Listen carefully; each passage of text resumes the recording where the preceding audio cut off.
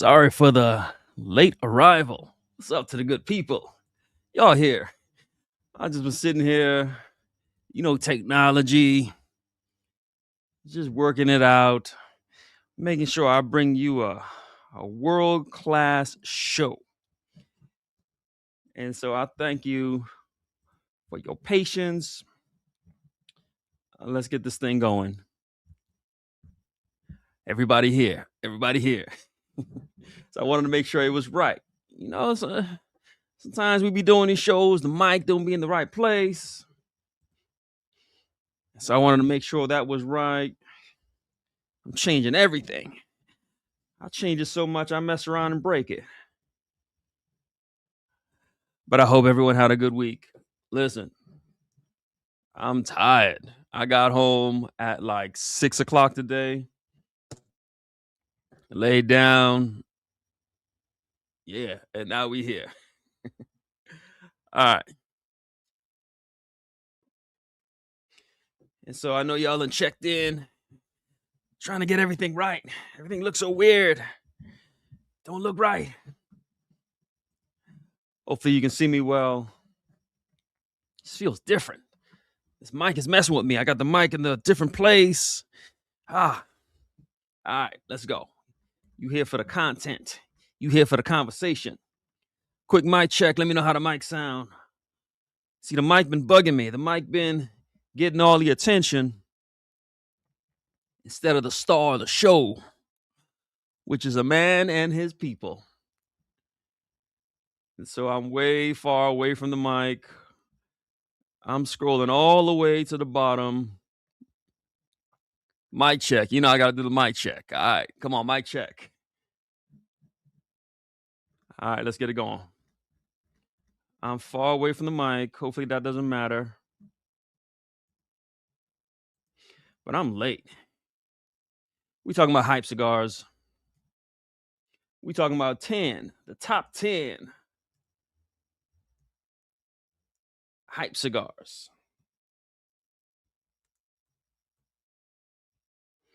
Like I said, I got home today, laid down. I didn't lay down. I was watching the game. Just closed my eyes and just opened them up again like 10 minutes ago.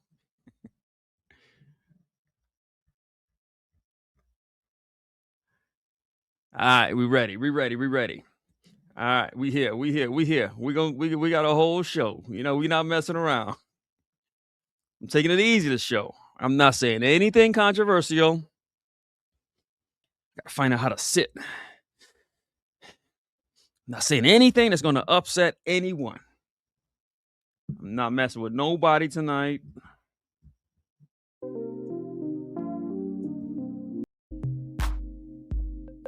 Yeah, let's go. Everybody done checked in. I know I need me a drink. Listen, the only time I drink, it tends to be on this show. And so I'm not drinking throughout the week. It's just a different lifestyle change that I've adopted. So I tend to just drink Friday night, Sunday night. What am I smoking? So when I say I like a cigar, I really do like a cigar. And you actually see me smoke the cigar. So I'm smoking the Turducken. The Turducken by AJ.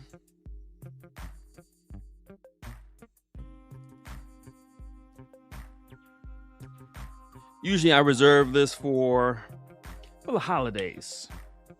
But I said I need something meaty, something beefy, something so we can just have us this conversation. We talking about the 10 most hype cigars. And so I was working on a little bit of the technology.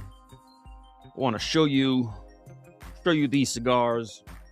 We'll have a conversation about them. Most of them I've smoked, so we've already done the top 10 cigar aficionado. So we did that. We had that conversation. Tonight we having a conversation about just hype cigars. And so, because something's hype doesn't mean that anything's wrong with it.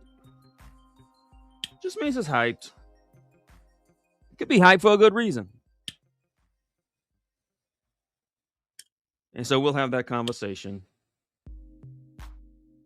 So I'm getting me my turducken ready.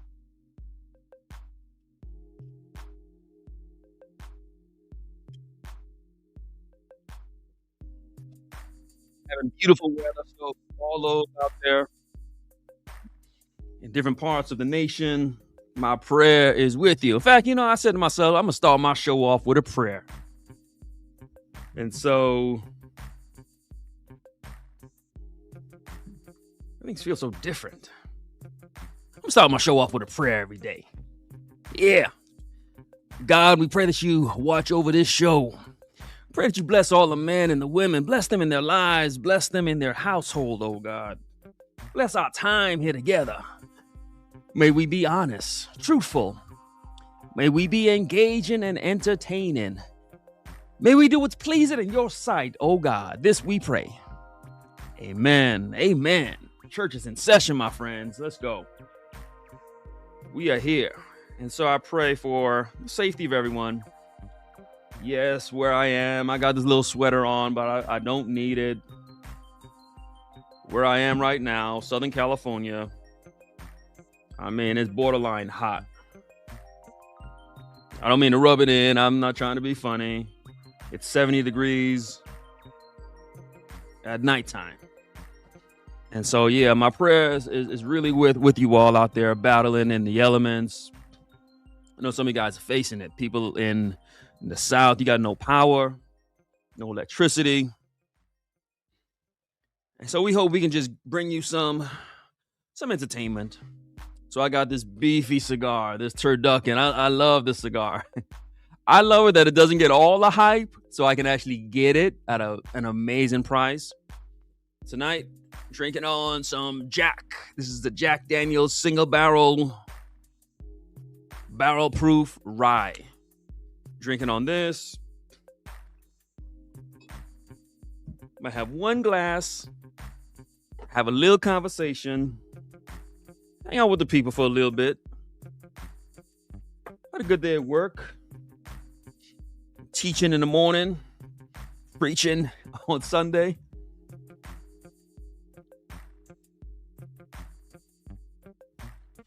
And so we are here. The people are here. So let's go. Let's get it. Let's get it. What's up, everybody? What's up? Who won? Who won? And I'm glad this brother won. Brother Mark Perkins. Mark been following for a long time. So Mark's going to do right by the show. Mark, you won this Nassif Family Reserve. So Mark is the winner. Congratulations to Mark. I suspect he's won many a times. Congratulations to Mark Perkins. And so we've been trying to give this thing away for a long, long time. Mark, claim your prize. You are the winner.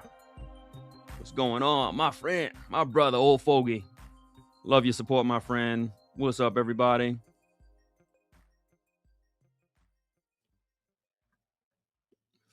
We are here. Last show, we was talking about cigars, guns, Jesus. And so what's up to all the good people? I really like that cigar. My Father, Connecticut. So what's up? Let's go. And so Brother Mark won. Let me get caught up in the chat. Brother Mark won. Mark is going to claim this. So send me an email, Mark. Contact me. And then later in the show, I'm still trying to give this bottle away. This is a New Riff single barrel. We're gonna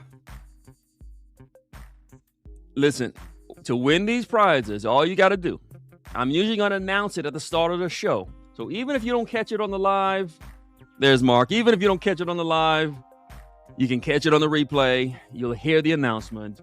So it's easy. It's easy. Mark is here. Mark knows the rules. What's up, everybody?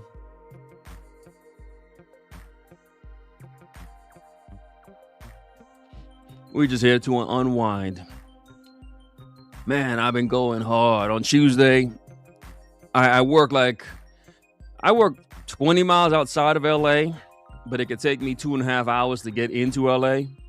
And so on Tuesday, worked Got out of work at 3, drove for like 3 hours to my church, had a meeting, stayed there till about 8, then got back home at about 10, and then woke up, went right back to work.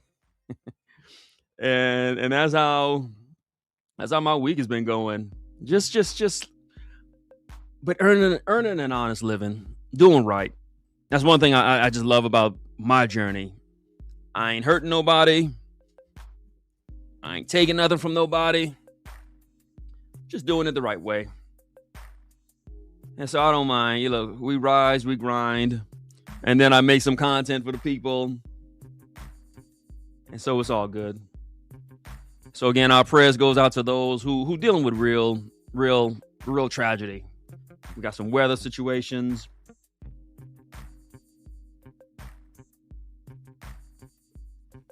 So my daughter's out there in the San Antonio area, out there in Texas. And so I know a lot of my people is in East Coast. So we here for you. We here. We are here. What's up, everybody? So shouts out to Mark. Mark is the winner. Tonight we're not saying anything controversial. We're just talking about some cigars. That's the show is, right? It's just a guy talking about cigars. There's nothing I could possibly say that should upset or anger another man. Thanks for supporting the channel, checking out the content we've been putting out. We got lots of content on its way. We got stuff set, ready, locked, loaded. And so we're having fun. You just saw the Amazon basin. And that's what kind of inspired today's show. That's just a hype cigar. It's I hype it. It's well-deserved hyped. Not loving the 2026. It's a little off. It's a little young.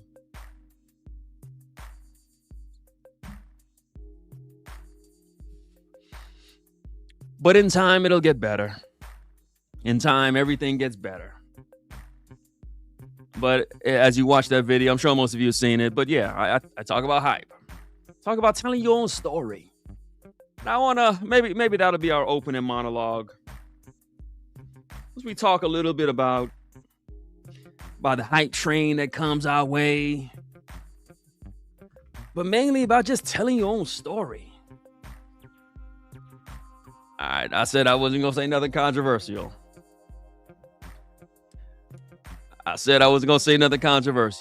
But I mentioned it in the video about just telling your own story, and I wish we would just get back to that. Just being men, women who just tell our own story, have a story to tell.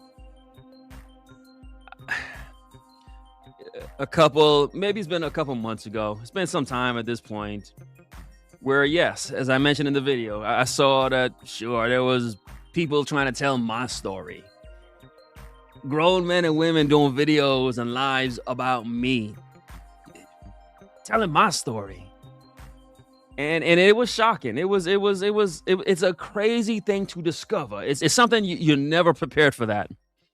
When you watch another man telling your story, talking about you, it's something I don't think I can ever get used to, because it ain't familiar for me.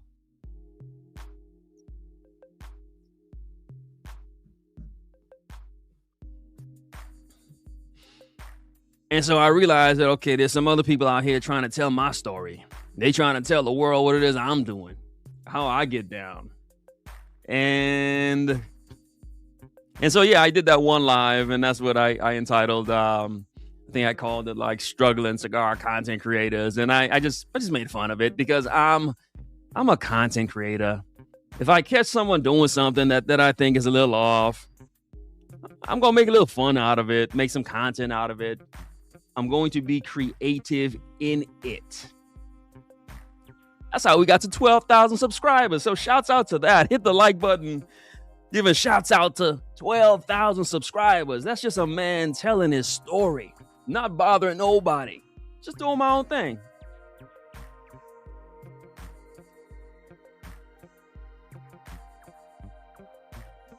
just telling my own story. And so I did that one live, and last week I'm scrolling through YouTube, and I didn't realize that after I did that live, other people really started to. I thought it would have made a person say, "Look, leave Rise and Grind alone. Don't mess with him. He'll do a whole live on you. He'll make fun of you. He'll get you." But it actually caused people to really come. And now I was watching some other videos, and now it's crazy. It's wild. It's wild. And I'm like, how you got time to be telling another man's story? How you got time to be talking about another man? How you got time to be... You got the time to watch what somebody else doing, and now you're going to talk about what somebody else doing? That ain't us. Tell your own story. And so when we look at hype, yeah, that's why I don't even... I'm smoking the turducken. That's something that Brian at Pravada, he'll hype it up. Yeah, it's his cigar. Hype your own stuff. When I think about the Amazon bays, and yeah, if it's your cigar, hype it up. Tell your story. Tell us how they put it on the canoe and row it and yeah, whatever. Tell your story.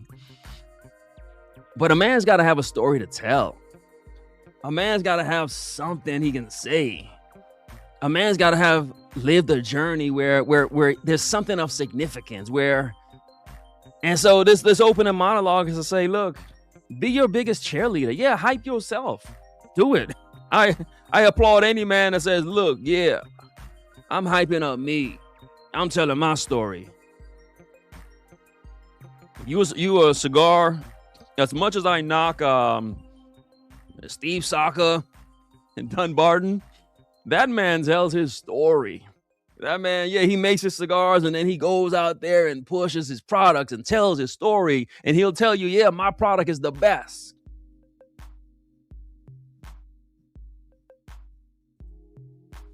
They say Steve Saka always says, yeah, my cigars cost a lot because they ain't crap. This man is just bold and just... See, I can respect that. Now, of course, there's some other things he does where I'm like, I don't like... But I can respect a man just operating as a man, just... And so when we talk about hype, I'm cool with the hype. I'm cool with you saying... Look, we the best. I'm the best. That's what a man ought to do. I was talking to a coworker. He's all decked out with Raider gear, Raider hat, Raider shirt on. I'm like, how many games did y'all win this year? He's like, it don't matter. We the best. That's a man who's gonna hype his own team. And so that's what I encourage everyone. Be your own hype. Tell your own story. Be your own cheerleader. Blow your own horn. It's okay. But don't be trying to tell somebody else's story. That ain't okay. That's just different. That's just different. We wasn't raised to do that. Don't be doing videos talking about another man. Don't do that. Don't do that. Come up with your own story. Come up with your own thing. Everybody, yeah, you got to figure it out. I do my thing. This is what a Rise and Grind does. He's going to do this and do that. Yeah, that's me. That's what I do. Come up with what you do. You a man. You a creator. You a king. You the captain of your own ship. Come up with your stuff. Do your thing. Create your hype. Don't just live off of what I just did, but do your own thing. You a man, right? A man ought to tell his own story. My brother's here, blessing the channel. I appreciate you, sir, Mr. Cash. Every week when I do the giveaways, I'm like, I hope Mr. Cash wins. It's my brother right here. Thank you. I appreciate you, sir. I appreciate you. Thank you. All right, my frat brother here. Smoking a Tudo Fuente and Nejo. Good stuff. So again, I got me this turducken. I got me some barrel proof single barrel rye. Jack Daniels. I'm hoping the sound is good because I got the mic. I feel like the mic is way far away from me because the camera keeps catching the mic too much.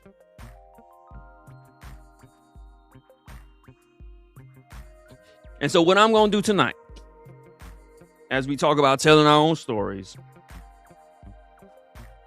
I talked, I think, a couple weeks ago about Cigar Aficionado,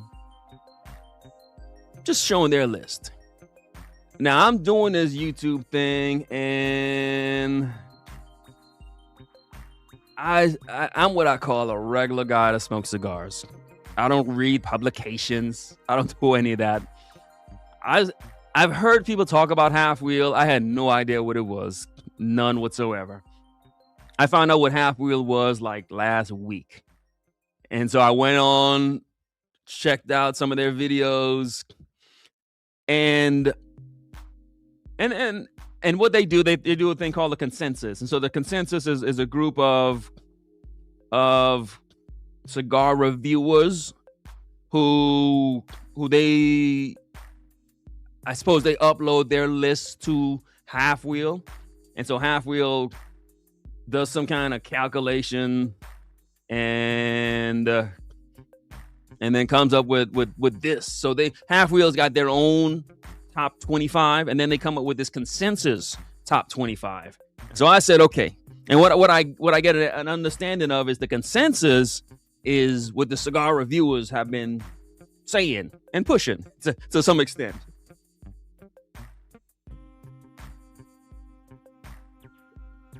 And so I went on the Half Wheel and I pulled up their list. I pulled up their list, the consensus list, because I figured, okay, this is what the cigar reviewers have been saying are the best. And so that's what we're going to look at tonight. So we've seen Cigar Aficionado. So I just look at Cigar Aficionado. That's what I do. But the new thing, most people are saying, we go to Half Wheel. And so I said, all right, well, let me see what the people have been talking about. Let me check out Half Wheel's list. And I like the idea that the consensus, so it's a collection of the reviewers, but it does tell me these are the cigars that would have been hyped. And I'm not saying that in a negative way. I'm just saying that that's what all the reviewers would have been talking about all throughout the year. They would have been pushing this and pushing it. It's what all the reviewers liked. And so it made their list. And so we'll look at that. And so these are, I would say, the most popular cigars. I would say the most hyped. And again, hype isn't a bad thing. It's good when you hyped. Hype means you're doing it.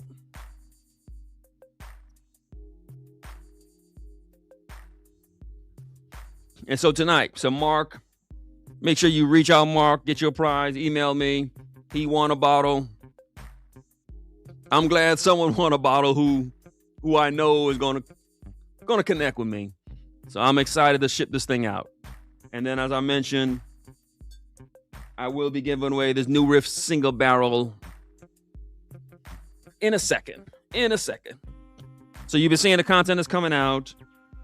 I just started the year off just swinging some cigars worth going broke for. And so that was fun. I do the economical stuff, but I said, all right.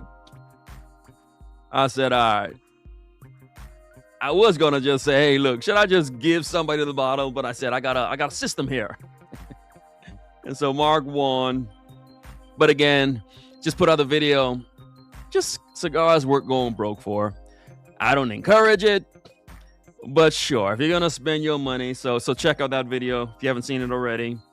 And then I wanted to say, hey, look, it's all about hype, right? It's about, I put out the first best of 2026 list. First one, I already put it out. It's out there. You don't have to watch any of them later in December. I already put out the best cigars of 2026. And what I mentioned in that video is listen, it's all about the hype. It's all about the insanity. It's all about the extreme. It's all about the media. It's all about just understanding what we're doing here. We're doing something for fun. We're doing something that's kind of silly. We're doing something that I like to just make fun of. And so I put out the list. Best cigars of 2026. And again, those were really the first 5 cigars I smoked in 2026. And so, what's up, everybody? So, we letting you know what we're doing tonight, why we're doing it, why are we doing it. Oh, you guys are blessing the show.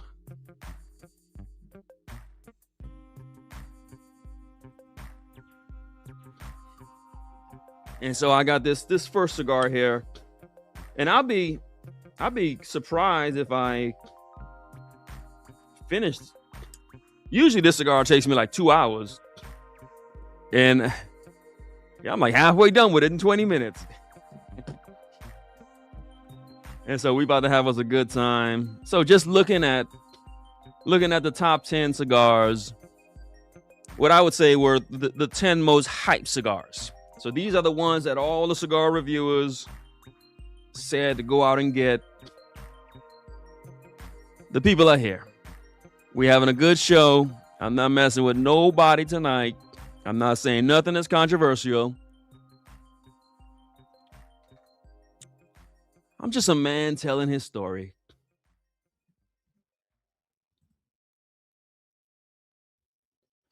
My brother's having a good night. I really like the Crown Heads like a ram with some Woodford Reserve. We hit 12K. 12K, my friends. Congrats to me on that. 12K. Just a man telling his story. Ain't bothering nobody. Just working a little hard. What's going on, Stogie Brody? What's happening, sir? I hope you're doing well. I hope you're safe. I think he out there in where the weather may be down.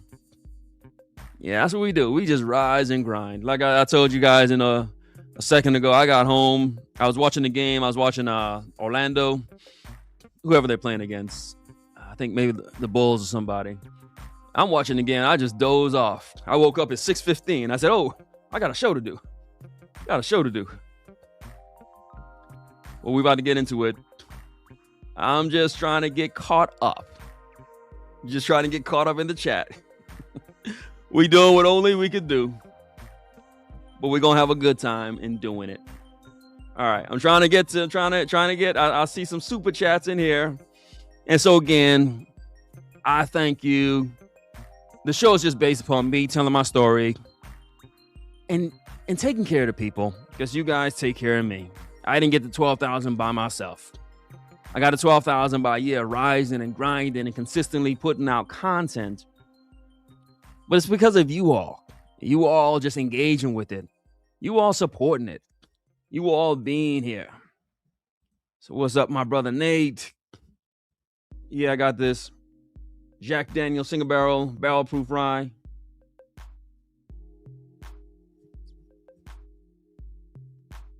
Now, my brother, tell your story. Because that's what we as men are supposed to do. We're supposed to tell our story.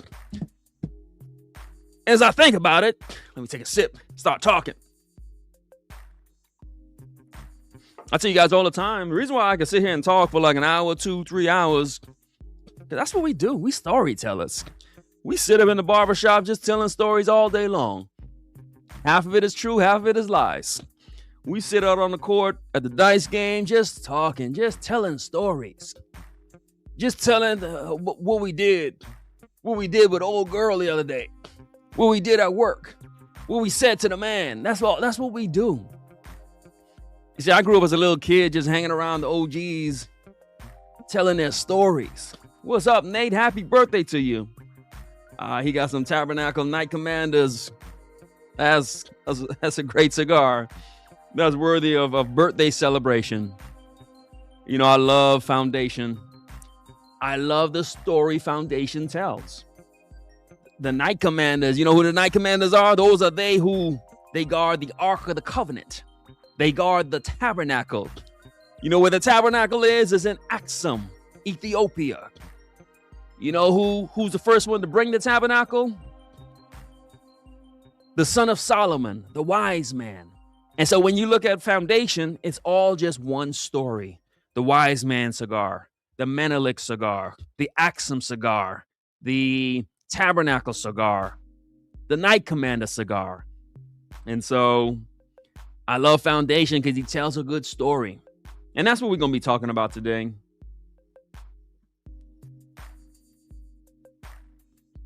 You guys support the channel. Boom. Look at that. Look at that. My friends is here. Thank you. Base God Lee. Thank you, my friend. I appreciate you. This channel is what it is because of the people. The people. No brands. Just us. Just the men, the women.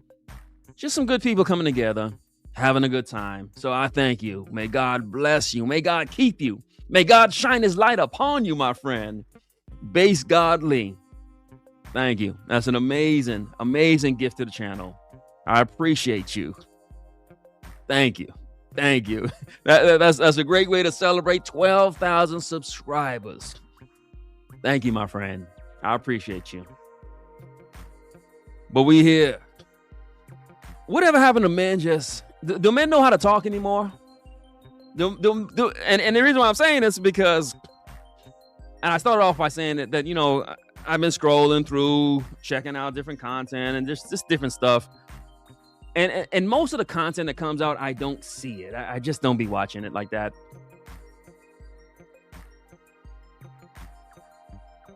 I was watching a video a couple days ago. It was a guy, I guess he was reacting to something I did like months ago. It was crazy. And so he's talking about me and talking about what I did and what I said in the video, in the live. And I'm like, dude, that live was like 3 months ago. You still tripping off of that? Yeah, I did a live. Had some fun. Made fun of some fool. It was a good time. I got the gift of gab. I can sit here and just talk and just do this. Do men still do this?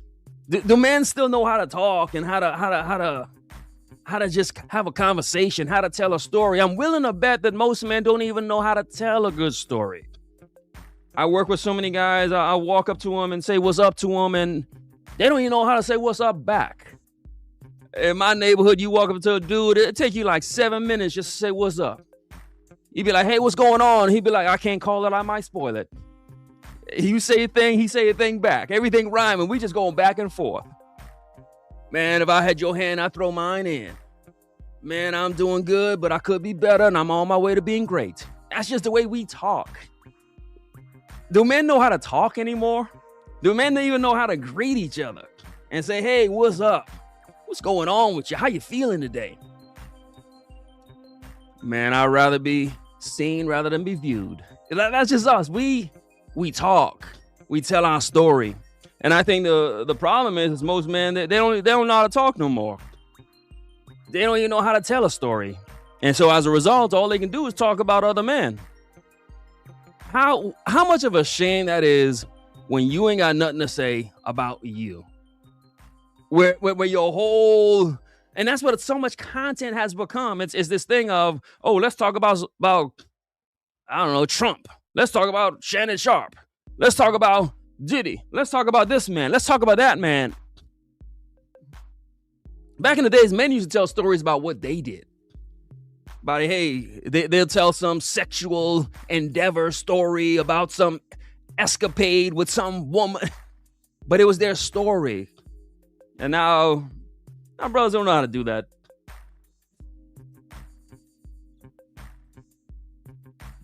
And now because they don't know how to tell their own story, most content is actually just, can you talk about somebody else?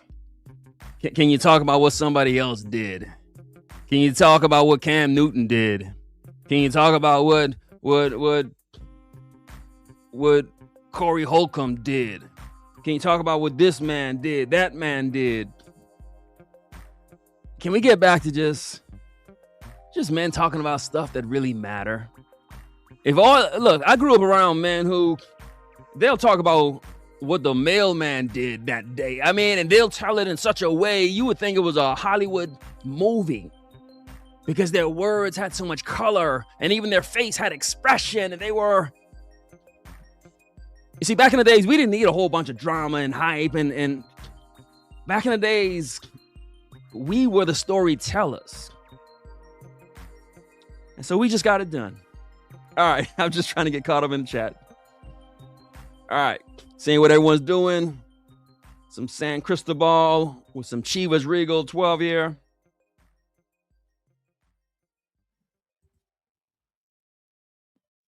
Brother got some LFD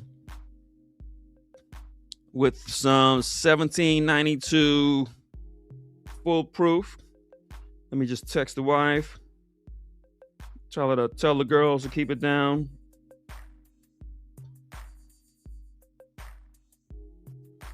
Because we about to have us a show. All right. Y'all done checked in. We done been on for 35 minutes. Brother says when he tells his stories, he says his truth sounds like lies and his lies sounds like the truth. And it's all good. It's all good. We are 12K. And so this is where I got into this whole just telling your own story with that last video. Because I was like, yeah, it's my story. The cigar has a story. All right, we caught up. All right. Enough of the chit chat. All right. We just diving into this. So this is what all the cigar reviewers said were the best cigars. And really it means these are the cigars that got the most hype. As I'm doing this show, my wife said, "Oh, my daughter and her friends have come over." I'm like, "Friends? How many friends?" She's like, "All of them." So I got a house of like probably 10 teenage girls right behind me. But we're gonna do our thing. So let's dive into the show. The most hyped cigars. And so I'll just share my honest opinion about them. Again, these are the cigars that everybody said was so good. And I'll let you all let me know what you think about these cigars. So we're gonna start. Boom. And so this is from the Half Wheel, the consensus list.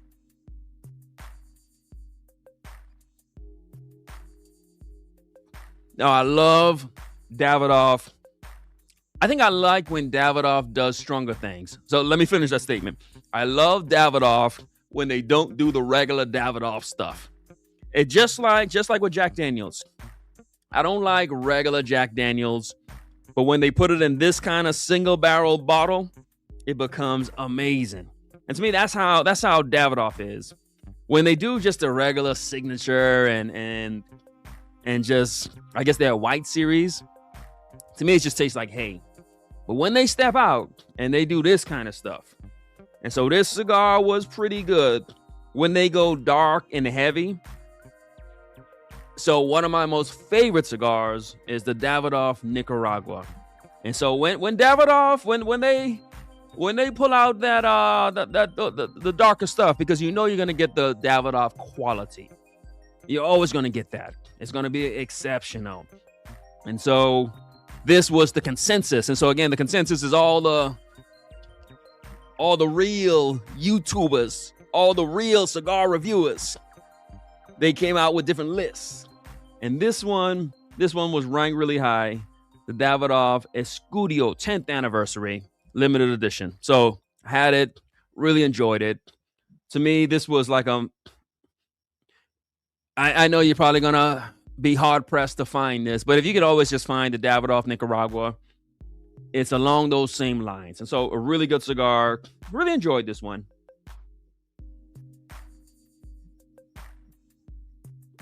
Let me know your thoughts on this. Thing I don't like about Davidoff, I don't like them prices. Like every Davidoff is like $40, $50. I don't know why Davidoff price is so high. But that's their story. So the Davidoff story, and I only say this because I know a lot of my subscribers are new. So the Davidoff is the high end. They like to position themselves like they're the Rolls Royce of the cigar space. And so you're gonna get great, exceptional quality. It's usually gonna be Dominican Republic tobacco. But and they've been killing the whole limited edition scene. They do a lot of the year of. That's when I think they try to get more taste, more more flavor, etc. But the price on it. But I gotta respect Davidoff. Why? Because they're a company that's committed to being who they are. They're committed to being not the cheapest product,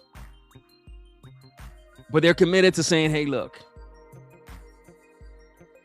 I'm him. Yeah, cigars cost a little bit. Yeah, they cost twice as much as they should. But it's a Davidoff. When I think about those two gentlemen, the Davidoff of London, the two guys over there. I think they're like, I can't remember where they're from. But Davidoff has that mystique. And as we talk about telling your story, whoever you is, whatever you is, just be that thing. I think everybody's just trying to conform and comply and fit in. What I respect about Davidoff is like, look, yeah, we high end. Yeah, we a little uppity. But it's who we are. You want the cigars or you don't want the cigars. You'll never see Davidoffs discounted. We all know they're going to come out with some limited edition this year, and it's going to cost $50. That's it. You ever go to a restaurant and it ain't no prices on the menu? Some places it's understood. We are high end. Do you want it or do you not want it? And so that's what I like about Davidoff. They stick to who they are.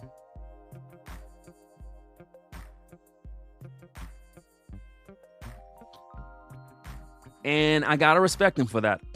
My brother calls it the Davidoff tax.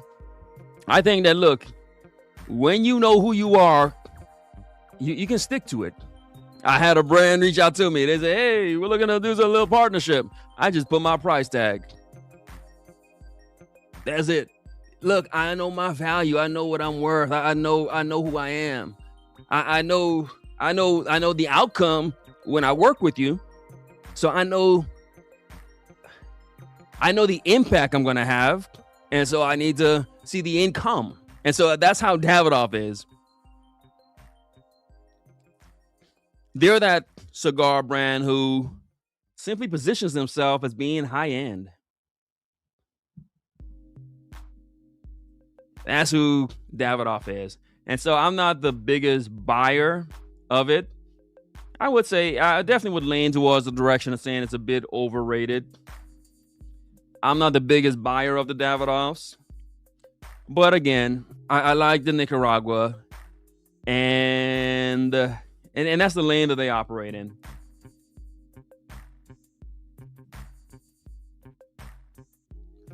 Brother says, is Davidoff like paying $25 for a McRib? All right. So again, I'm not the biggest Davidoff fan, but I respect it. I mean, that's what you want to buy, because again, I'm the guy that buys all the Opus X, and so sure. Davidoff does their thing. I would agree with Rayon here. Yeah, well, I would say I wish every Davidoff cost $10 less.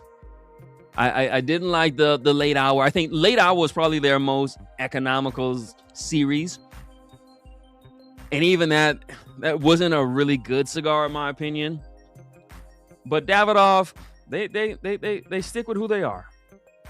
They stick with who they are. We talking about hype. So hype just means that I think hype is almost like just controlling your story, controlling your narrative, sticking up with who you are. And Davidoff definitely does a good job of that.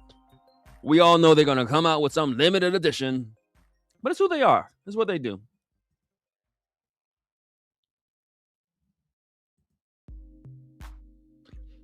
Yeah, I think the late hour was when they were trying to maybe appeal to the American market. And so, in fact, I got a video I'm coming out with. It's going to be videos entitled For the American Taste Bud. And so that's going to be a video, because I think people don't realize that you have different markets. You got the American market, and then you got the rest of the world. The rest of the world, I'm smoking this turducken. This is beefy, meaty. Most people all throughout the world don't smoke cigars this strong. I'm drinking this with some high proof single barrel proof. I'm drinking 131 proof rye.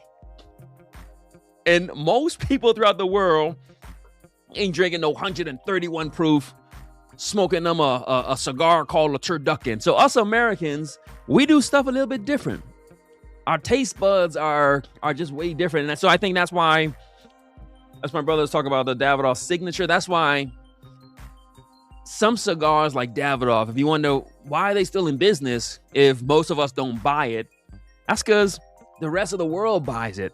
And so you look in the Asian market, they tend to smoke more of the lighter bodied cigars. You look in the Middle East, they're going to smoke the lighter body stuff and they have more income. And so that's where those cigars sell. So you and I, yeah, we smoking CAO flatheads because we want something beefy and oily and strong. But you got to understand the different world markets. And so Davidoff plays to it. Davidoff understands who they are. They keep their prices where it is and they do their thing. And so again, can't hate on them for that. All right. Yeah. As we look all throughout the world, Japanese whiskey, even when you look at Scotch, if you look at Japanese whiskey, it's usually 40% or 80 proof. Even if you look at cognac. So you look at European spirits, cognac is usually like 80 proof. Japanese whiskey and both Scotches. The only time you get Scotch where it's barrel proof is when it's for us, when we want some heavy stuff. And so most of the world, they don't really have our taste buds. And I think a lot of people don't necessarily understand that. And so I'm going to do a whole video entitled Cigars for the American Taste Buds. Cigars made for us because we eat steak and potatoes. We drink high proof whiskey. We're just a little bit different.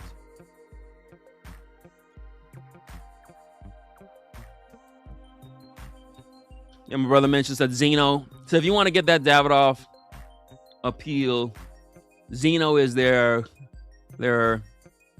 economical line. All right, we here. We just going over the most hyped cigars, according to Half Wheel. These are the cigars reviewers, the real cigar reviewers that they came up with. And this is us right here. Brother smoking a E.P. Carrillo Pledge. I mean, that's just a strong cigar. I believe that's a Connecticut broadleaf.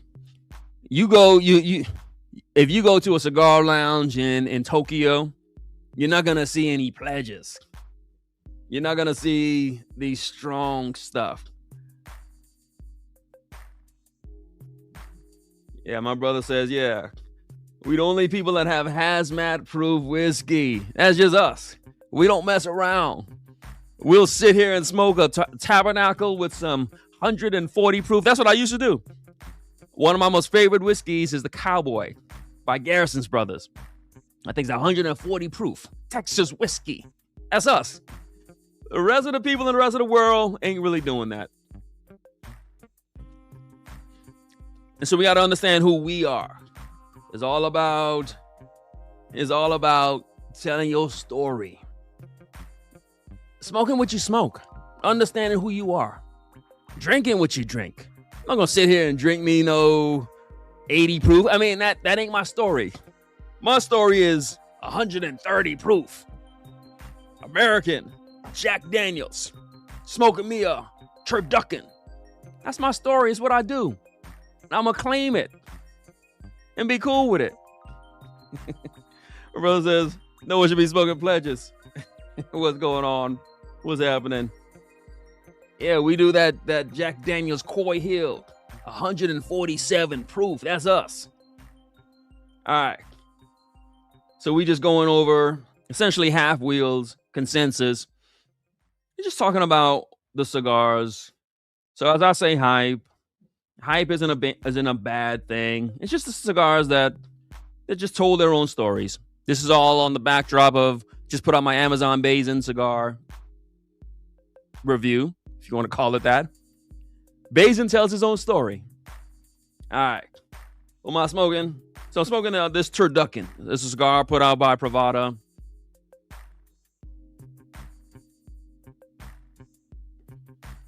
pretty good cigar. Pretty good cigar. I think I did a whole video on it. If you're curious about it, it's a video I did. I entitled it My Thanksgiving Day Cigar. So I usually only smoke this around the holidays. But it's just a strong cigar, a meaty cigar, a big cigar. I'm supposed to be going through this list, and I'm only at number 10. So let me step up the pace. You guys are engaging in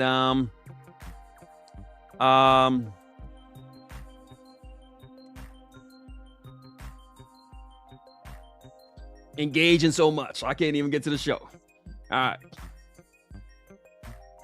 Shouts out to the good people. All right. Number 9. And we talk about hype. Hype is, if something's good, it's usually going to get hyped. What's the cigar that was good? The Lampert Limitada. And so you're going to get tired of me talking about this cigar. This is the one. This is the one. This cigar was just phenomenal. This cigar was just good. And it's got that, it's got that taste for us. It's just tasty, delicious. It's not overpowering, but it is a cigar where you're gonna just sit there, smoke it, and enjoy it. And so a lot of people liked it. I think it was on everybody's list. And what I do want to share is, sometimes something gets hyped for the right reasons because it's actually good. I do like the price that I got these at. So I think some people might pay like 18 or so for it. I think I got them for like 14 or so. And so I like the price of it and just the flavor. This is just a delicious cigar. And so got a lot of hype. And then I guess I'm here to say, well deserved. Just an amazing cigar.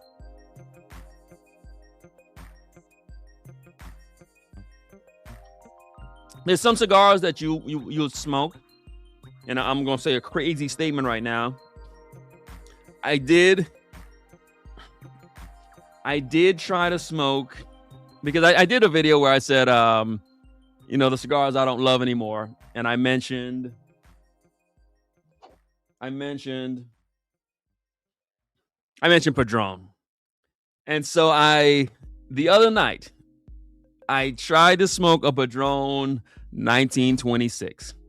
I did it to say, hey, you got to smoke Padrones, right? If you're a cigar smoker, you got to have some Padrones in your collection. You got to be smoking Padrones. And I just talk about the American profile, and we like the strong stuff, and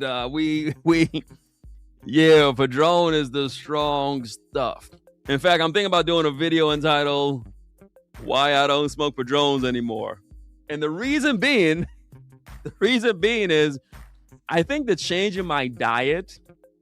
It sounds crazy, but a lot of days just about every day I have a salad for lunch. And I've cut back a lot on red meat. So most days I'm eating like lighter meals. And I think that's what happened again. I had a lighter meal day. Maybe some 2 eggs for breakfast, a salad for lunch, maybe some fish for dinner. And then I smoked the Padron 1926. And again, I was sitting there like I'm a weakling. Like I can't handle it. And so my diet doesn't even allow me to smoke Padrones. It's just, I just never have enough food in me. And I always I've been smoking for 15 years. I smoked a Padron 1926 the other day and almost got sick. I mean, it's I think I changed. I just can't handle them anymore. Why am I saying all that? Because when I smoked the Lampert Limitada, it left me thinking, I don't have to smoke Padrones anymore. I don't have to chase after expensive Davidoff limited editions anymore. I don't have to. I can just smoke a Lampert Limitada. It's going to be delicious.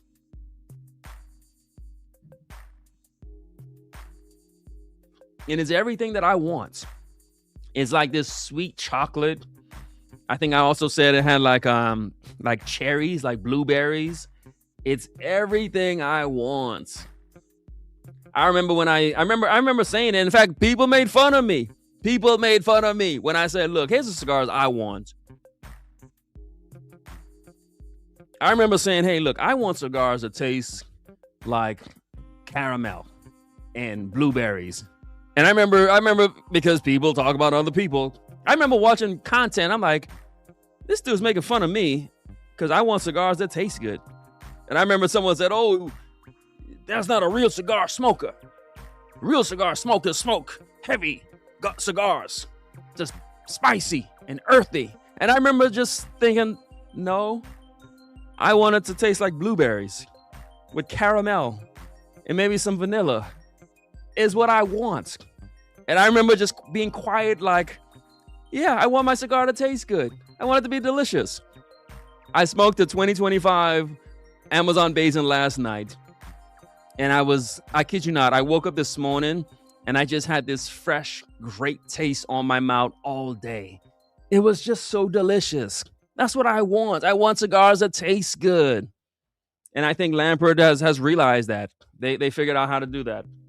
So they got some bangers, but that Lampert Limitada is an amazing cigar.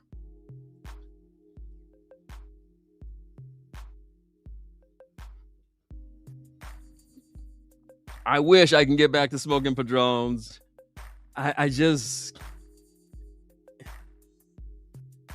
Yeah, my friend. Listen, my diet has changed.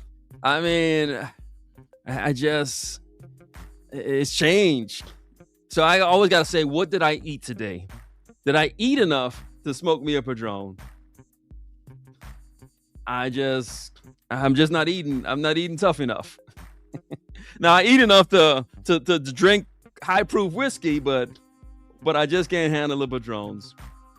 Blueberry. That's what a cigar tastes like. And so I give just props to cigar makers who figured it out. And that's why I get so upset with the Drew Estates and the Liga. Like, okay, dude, come up with the notes is out there. The reason why I smoked the Amazon Basin 2025 last night, because I didn't really have a great experience with the 2026. And I always like to let a cigar redeem itself. So I said, let me go back to a 2025. And I said, yeah, that's the taste I want. And so these makers are out here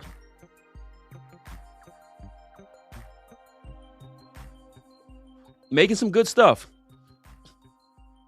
Yeah. Lampert. So yes, I love their, what's it called? Ocean Breeze.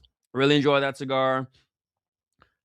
Do not like I think it's the Oro line. But I really, and I mentioned the other day on my best cigars of 2026, which is just newest cigars of 2026 that I smoked.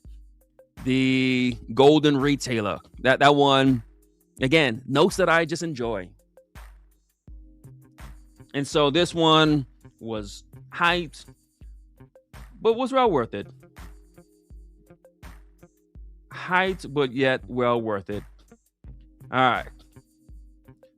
See, and I want to get this insight because I feel like I used to like a certain kind of cigar, but you know, as men, we don't want to say it. We don't want to say, yeah, I want a caramel, because now it sounds like you want a flavored cigar when that's not the case. I just want a cigar that tastes good. Because we all know the next morning that taste is going to be in your mouth. No matter how many times you brush your teeth, it's going to linger.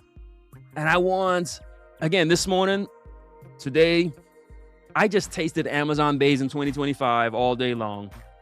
And that was amazing. All right. We're giving love out to the Lamperts. Yeah, you got to rest. Some cigars you got to rest. I realize it that Amazon 2026, it Yeah, yeah, that Golden Retailer. I don't know if you can get it. I was pleasantly surprised. I got a 5-pack of them. Yeah, as my brother said, raisins. Yeah, Master Blend 3. So the cigars I smoke got a taste. And so that's why I like doing the videos on. I did a video the other day. Cigars that just taste good. Just filled with taste. And so I'm really working on a video entitled Cigars for the American Market. All right, let's continue on. We're just talking about the cigars that were hyped for good reasons or for bad reasons.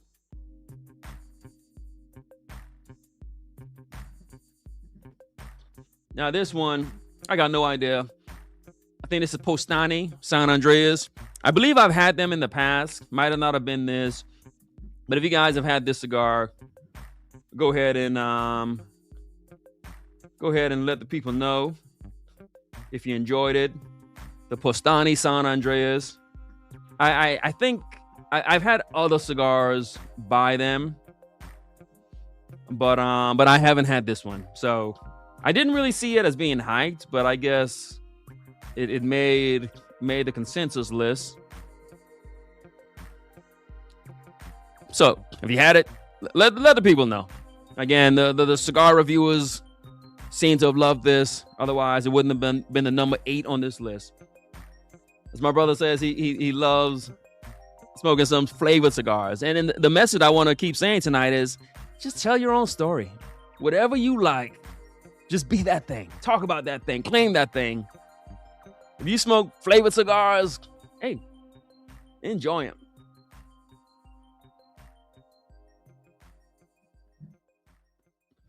All right. Next one on the list, the Bandolero Premium.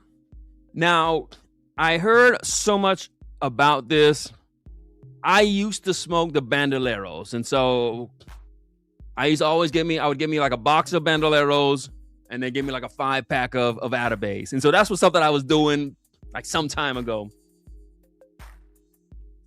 And so when they came out with the Bandolero Premium, I didn't like that. I was like, wait a minute, premium? Now you're going to come up with a premium? And now all the hype is here? And so I did not smoke this cigar, but I've heard other people saying that it's good.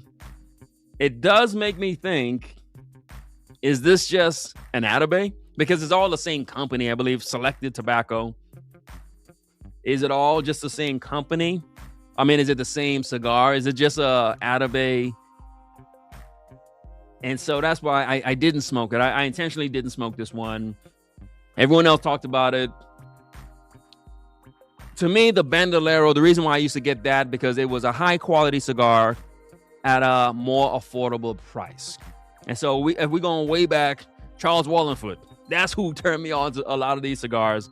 He used to talk about Atabase and Paul Gamarian 10 years ago. So he's the one who got me into this. But of course, they cost a lot. And so the Bandolero was always the economy version. So I didn't like it when they came out, when the economy version came out with the luxury price. And so I shied away from that one. As my brother talks about second cigars. So he's about to smoke him a Pravada Gravy. I'm smoking the Pravada Turducken. My second, because we are an hour into the show, is going to be my sister Jo. She always sends me some cigars. And she sends me a cigar by a woman. This is the Karen Burger Cameron. I haven't had this, but I've been loving the Karen Burgers. Hopefully I'm saying it right. And I love Cameron. And so this Turducken, this usually takes me 2 hours to smoke. But I realize that when I'm doing this show, I think I smoke fast when I do the show. Because I'm not really, I'm just puffing and puffing and puffing, talking. So I tend to smoke a little bit faster when I do the show. So Brother Mark, he's going to claim his bottle. And then, someone else. So someone's going to get this at our next show. So let's just do it right now. Since we're talking about most hype cigars, hype doesn't mean it's bad. It just means everyone talked about it. New Riff Single Barrel. A great pour. I've been trying to give this away for like a month. Every week I announce who won it, but then the person never really claims it. So we're just going to go hashtag hype. Hashtag hype. Hashtag hype. And at our next show, we'll be giving away the bottle of New Riff. Want to make sure I'm back next week. Yeah, we're back next week. Hashtag hype. You get you a bottle of that New Riff.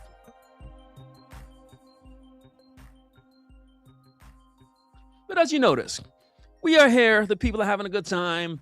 We're just talking about cigars. Just a man telling his story. Not saying anything controversial. I said tonight I'm just going to be nice. Not mess with anybody. I saw some trolls in the chat. And I was like, nope, not falling for it. Not doing it. Not going to let you get me. I'm taking the high road tonight. Yep. That's how we always start off. I'm teaching a class tomorrow. I'm preaching on Sunday. I'm taking it nice and easy. Nice and easy. We just talking about some cigars that got hyped. And so just go hashtag hype. You've been enjoying the content. Please make sure you're hitting the like button. We hit 12,000. So you guys have been blessing us. I thank you for the super chats. That's been heartwarming. And just your presence here. This show is doing good. Next week we dropping some content. One video is called Best Cigars You Never Heard About.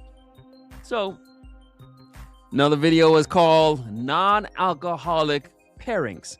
And so I talk about the high proof whiskeys. Yeah.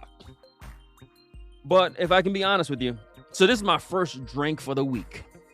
And so I don't drink throughout the week just because of, life and schedules and, just trying to take care of myself.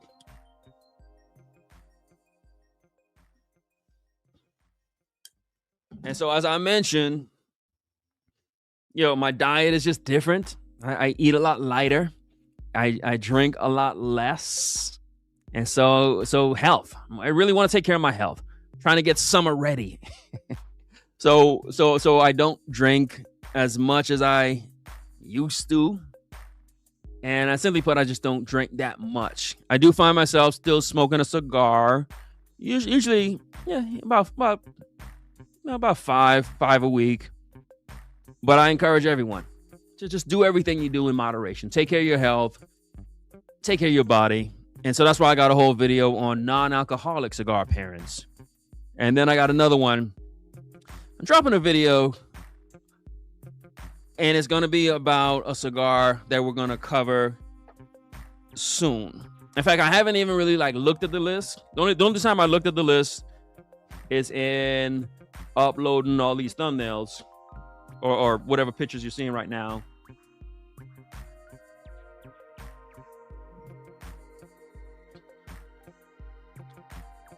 So I'm not really familiar with what's on the list. I'm just doing this real time. I didn't prep for the show. I just said, all right, look, let me upload these pictures and we'll talk about it. But I like to just say, hey, here's my honest view on some of these cigars. Why do I do this? Because I do get a sense that there's a lot of people who watch my channel, 12,000 subscribers, and maybe some of you have a similar palate as I do. Maybe some of you you enjoy the way I'm going to tell you how it tastes, because I'm going to say stuff you can probably relate to. I'm not going to say it tastes like an artichoke or what. I don't know what an artichoke tastes like, but I'll say it tastes like a red Kool-Aid or something, a note that I'm familiar with. And so that's why I do this, to say, hey, maybe my words will reach you better, or maybe my taste profile and palate would help you. And so that's what we try to do on this channel. My brother says the cigar is like smoking a peach. I like that. See, that's how we talk. Okay, what can I actually understand? It tastes like a peach. Okay, I get it. All right. Now, I've had the regular Bandoleros. I did not smoke this premium, and I don't even know what it costs. It probably costs a grip.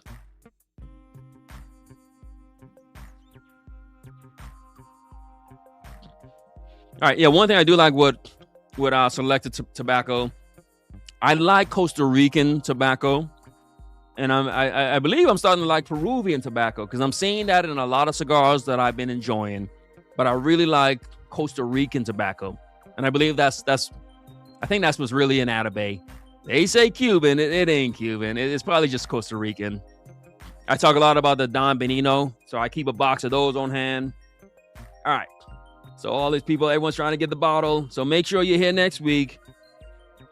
Thank you for supporting the channel, the show.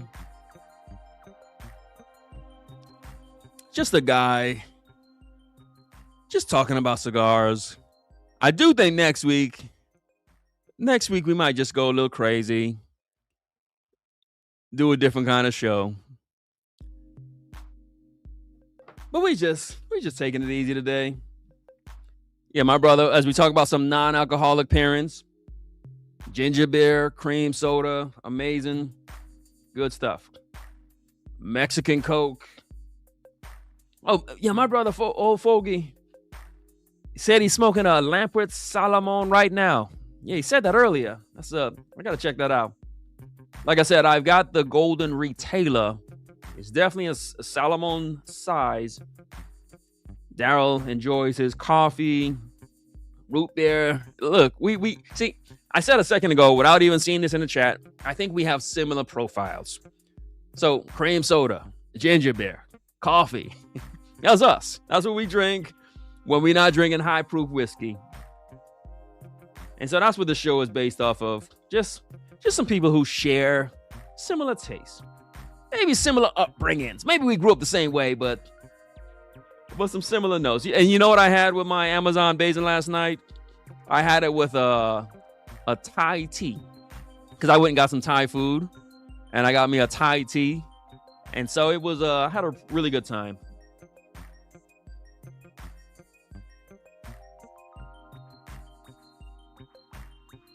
Ah, thank you for that. I really got a sense that I wasn't loving the Lampert's lighter shade stuff. I used to like it, but I got a sense I wasn't liking it that much. And yeah, that provides a little clarity. Now, of course, I love Atabey, but okay. All right. Brothers drinking coffee. You know, one thing, and I wanted to say this for the video, as we talk about health. I'm becoming a healthy guy. I've been switching. I've been drinking a lot of mushroom coffee. Why? Because of hype. Social media made me do it. Social media told me, drink mushroom coffee. So I've been drinking a lot of mushroom coffee. The reason being is because late at night, when I want to have my cigar, I'm not going to have it with whiskey on a Tuesday night. So I want to have it with coffee, but I don't want to have coffee late at night. And so I've been switching to the mushroom coffee, which is half. You know, they say half the not calories, but half the caffeine. All right, continuing with the list. Hype cigars. Don't mean it's bad. Just means it got hype. So this was number 6 on the list. Now, in fact, old Fogey Stogie sent me this cigar, and I smoked it, and I said, oh, yeah, this thing is good.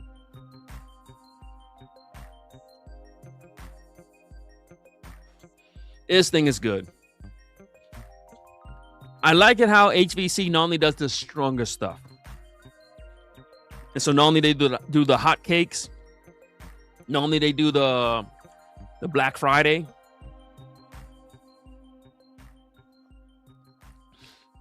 I rep HVC because they're a Miami-based company. In fact, they used to be called like Cigars of Miami. Then they switched their name to HVC. This La Rosa 520, you've seen it in a bunch of my videos. This thing is good. And so sometimes you hear the hype, and then this one, yeah. If you got my kind of taste profile, I said it tastes like an orange creamsicle. That's just what came to mind. This thing was good. It's delicious. It's affordable. It's tasty. I liked this one. I enjoyed this. This was an amazing cigar.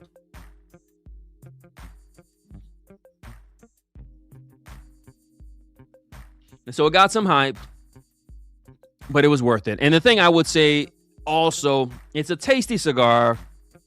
I think a lot of people mention the price of it. So it's HVC. So they tend to be priced a little bit lower. And I do think it's priced right. So around that $12 range is where I would put this. I love it that HVC just stays kind of where they should be. And I love that. I appreciate that. It's a great cigar. Now, if it costs $25, then I would say, nah. But it's great. It's great at the price that it is. Great flavors, great taste. Really enjoyed this one. The HVC La Rosa 520. I don't think you can get it anymore. Why? Because of the hype. But it's a pretty good cigar. I enjoyed it. All right, my brother said, the My Father Connecticut let him down. Oh, put him down again. All right. I like the My Father Connecticut. That's a pretty good one. I enjoyed it. In fact, I think I just did a video on best cigars for beginners, and that one was definitely on there. We talking about non-alcoholic cigar pairings because, again, on this show, we talk about everything.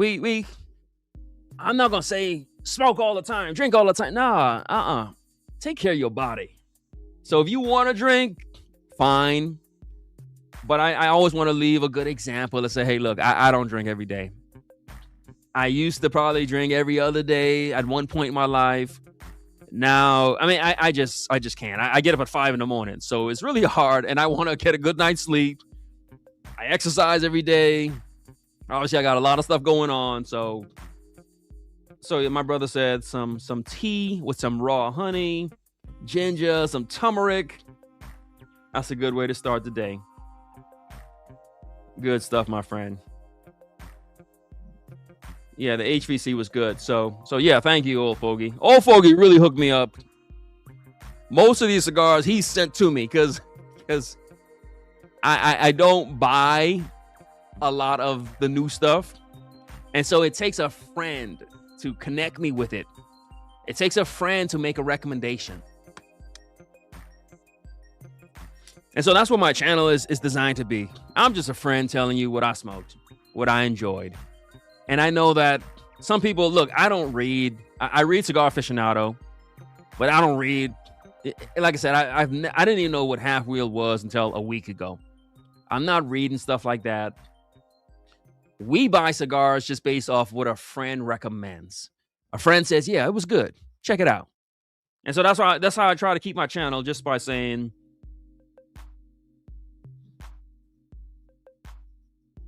as a friend, I recommend this. And that's why I just try to keep the channel authentic. So you know, it ain't no reason for me to make hype on it. I'm not in partner with HVC. So if I say it's good, it's because it really fit my profile.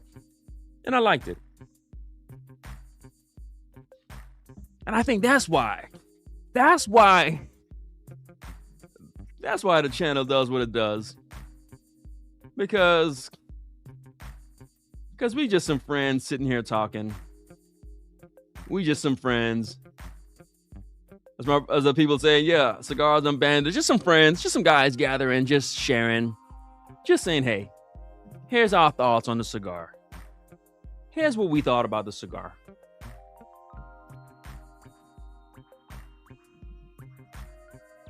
All right. Continuing on with the list. Best hype cigars. No, not best hype cigars. Just the cigars that were hyped. And we're coming together as friends just to say, hey, yeah, I smoked that one. Kind of enjoyed it. All right. Check it out. Next one. Next one is this AG Cigars. And again, Old Fogey sent me this. Old Fogey sent me all this stuff. AG Cigars. So Old Fogey is the man. Check out his channel. See what he's doing. The only way Rise and Grind can stay up to date is because of people like Old Fogey. Old Fogey, check out his channel. Because he knows me. He knows that, look, I ain't getting this kind of stuff.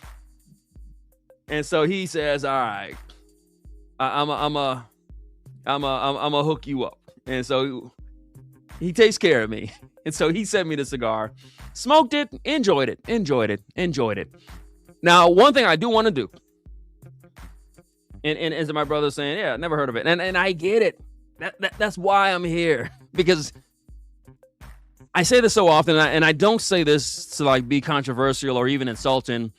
I think most cigar content is based on cigars that most regular people ain't got no idea what this cigar is.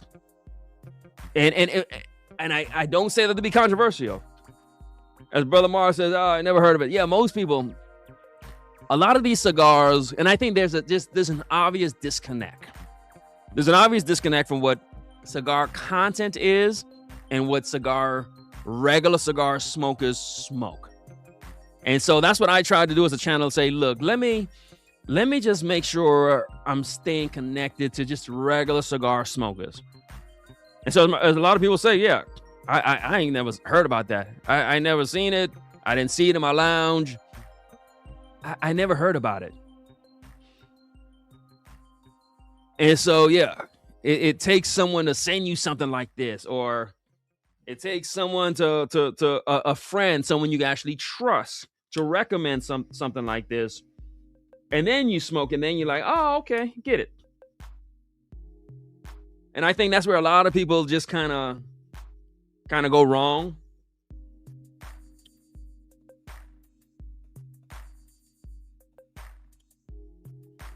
And even the brands kind of go wrong in this regard. Because what they don't realize is people buy cigars based on people they trust. People who are honest. People who they can say, like, yeah, I can sit and smoke a cigar with this guy.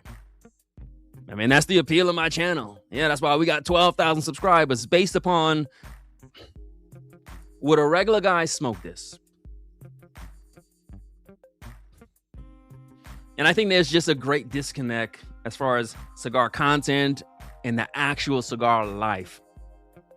And so cigars like this AG, yeah, I never would have heard about this. But a friend of mine, old fogey, sent it to me. Smoked it. Now, I would say this. I would say, of course, some of the hype does need to be tempered. I would say that. I've heard people say, oh, this guy, he is kind of like smoking like Cuban cigars, and it's okay. Let's bring it down a little bit. It's pretty. It's good. It's good. It's good. It's good. It got a lot of hype. It's good. It's a good cigar. I'm not gonna knock it. It's a good cigar. It's good. And I'm glad my friend sent it to me. As most people say, I don't know about that. I don't know about that. It's pretty good.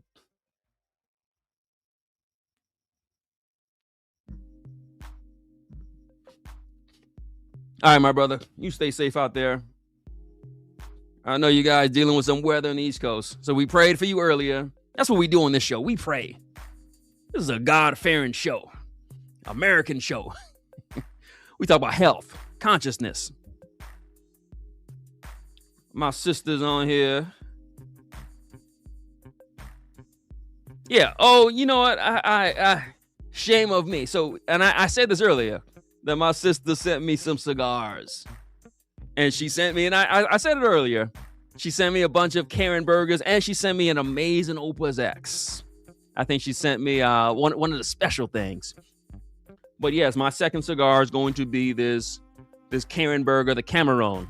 And so my sister Jo sent it. Shouts out to her. Shouts out. Hey, let's show some love. Go ahead, put that in the chat. Put SOTL. SOTL. So go hashtag SOTL. In fact, so tonight, off of the hashtag hype, we giving away this bottle. Brother Mark already got a bottle. But I'm asking you to do hashtag SOTL. What does that mean? Sisters of the Leaf. That's what, listen, we give love to the Sisters of the Leaf. My sister Jo sends a brother like me some cigars.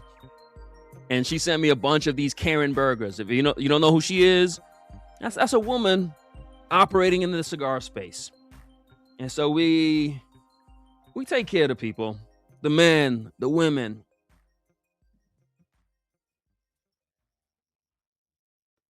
As Peter says, yeah, some of these small cigar companies are out here. Privada. So I'm smoking the Privada. So I'm finishing up this turducken. I told you it was going to take me a little while to smoke this. Normally it takes me like 2 hours. And it's towards the end. I'm talking to you. This cigar is just delicious. I said it tastes like a steak. So I'm not eating a whole bunch of steak right now, but this cigar, it tastes like a steak meal. It tastes like steak and gravy. I think the term is umami, something like that. I don't know all the right terms. It just tastes like steak and gravy. Delicious. It tastes like steak and mushrooms. And so since I'm not eating a lot of steak, I figure, let me smoke a cigar that tastes like steak. Yeah, it's a small brand tend to be either really good or really bad. And so we trying to balance things out. Because I do think sometimes the hype gets a little carried away. It's kind of like an NBA. Remember when everyone says, oh, John Morant is the next Michael Jordan? And men like us have to sit back and say, hey, slow down. Slow down.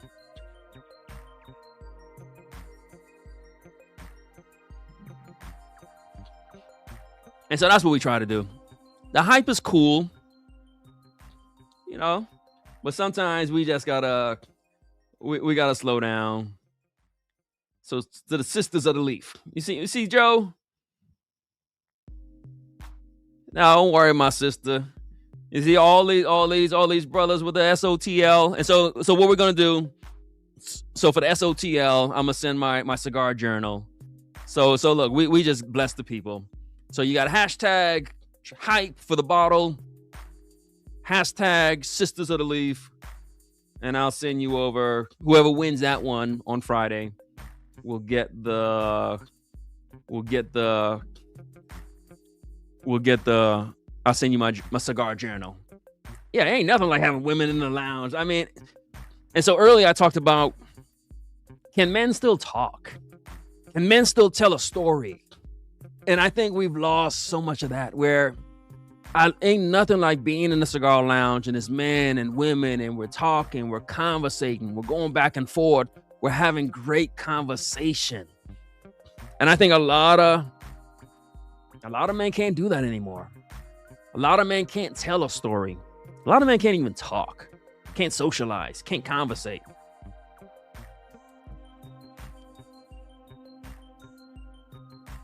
I went in a lounge the other day, and it's in my neighborhood. I really thought about joining it. It's a beautiful lounge, but all the men in the lounge, I walked in, it's like 5 guys. They just on their phone. And it's cool. You can do whatever you want. You know, you're a grown man, but I'm like, it was like a library. And I'm not used to that. I wanted to just start telling a story about something and getting the party going, but I said, all right, look. It's a different kind of lounge. And it's one thing if people are in there working, that's cool. But I think it's even being antisocial. I think we got a lot of that. And so the point of today's show is to say, we talking about hype and storytelling. Can you tell your story? And so that's why I don't knock the brands too much. So AG,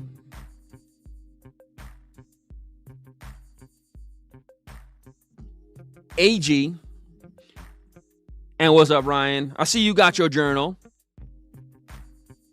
because all we do is we bless the people. So I think you just got your journal in the other day. I think AG, what he does in telling his own story, and is it marketing? Yeah, it's marketing. I was going to do a video and I was going to call it brands based on hype, but I felt as if people would get so offended by that. But you got to sell something. You got to build up some kind of hype. You got to, Foundation does it. I talk about how Davidoff does it. Davidoff has this allure. They built that up. It's through good marketing. I think what AG does, his story is, hey, I'm kind of like Cuban. So this is kind of like Cuban cigars. So buy this. And that's his story, and that's cool. And so that's the pitch. That's the approach. That's the pull. That's the bait. And I'll make fun of it, and but that's his story. That's how he chose this. That's how he's gonna sell his cigars, and that's cool. If you're running a business, hey, do what you think's gonna work. But whatever you do, lean into it and do it.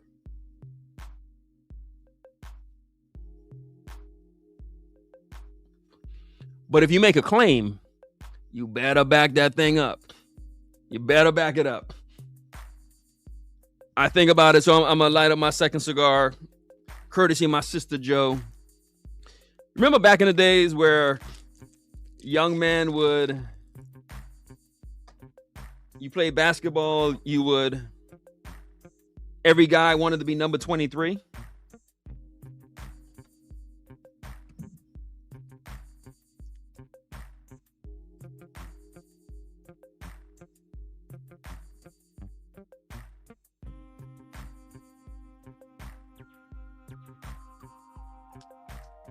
And we all knew that, look, if you're going to wear number 23, it's cool.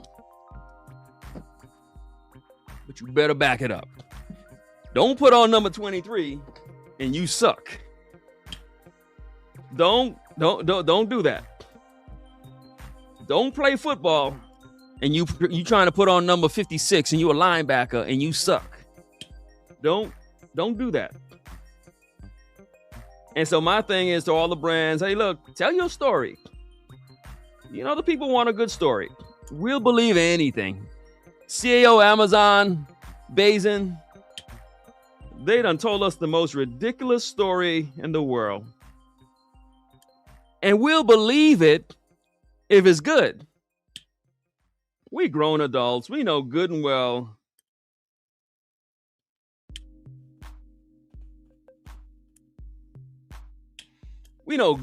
them cigars did not come from no Amazon jungle. But if it tastes good, we'll rock with you. We'll rock with you if it tastes good. So if you got a story to tell it. But you gotta back it up. And that's where a lot of them get into trouble. You gotta back that thing up. Not like Juvenile, but you gotta back up your story. And so for those of us who used to stand around in cigar lounges and pool halls and we telling some lies and some stories, you got to back it up.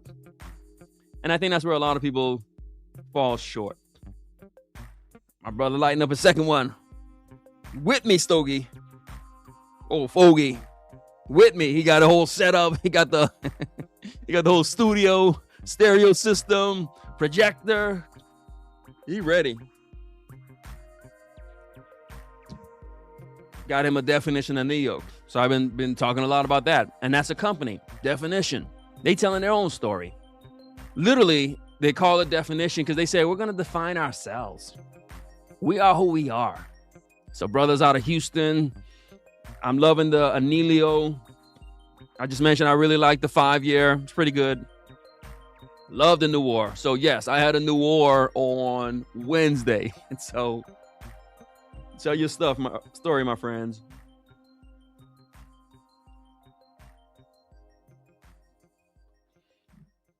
All right, so AG made all of Jordan's customs Cuban cigars. Okay, good stuff. I like the Partagas Lusitania. And so, yeah, Jordan's favorite cigar. All right. Telling your story. Okay. Next one on the consensus list. And thank you guys for rocking out. We're an hour and a half in. Friday night. I said I'm just taking it nice and easy. Relax. We're gonna do some. We're gonna do some social relevant show next week. Tonight we just taking it easy. So I'm smoking this second cigar. I just took one puff of it. Cameroon wrapper. Karen Berger. I heard some great things about her. Great thing about where the tobacco comes from.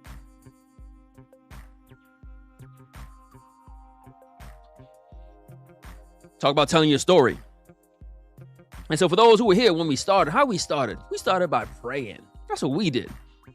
I said, Lord Jesus, May you bless everyone listening. Bless the men and women on the show. Bless them in their homes, oh God. Bless them as they face winter storms. Bless them in all things. That's my story. It's who I am. Last show, entitled Cigars, Jesus, and Guns. Whatever your story is just own it. Be authentic about it. And so that's why this Avowed.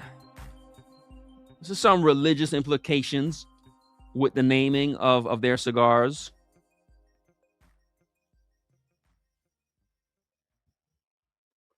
A company that I really like, Apostate. Some religious implications with their cigars. Ain't nothing like a man just standing on his story, standing on the Bible, standing on what you believe, standing on your own principles. And so Avowed is a company, new company. And so earlier I mentioned I got some videos coming out. And so, yeah, I'm going to drop a thing on the Avowed, one of my no fluff reviews on the Avowed, the Vow. So let me know your thoughts on it. I don't want to ruin it. I don't want to say what I thought, but let me know what was your thoughts on the Avowed. So again, this is number 4 on the consensus list. A lot of people smoked it. A lot of people liked it.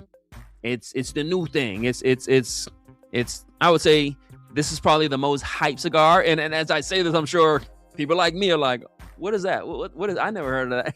Listen, I'm your friend who bringing you, who letting you know, okay, some of the new stuff that's out there, and I'll let you know my honest thoughts and views on it.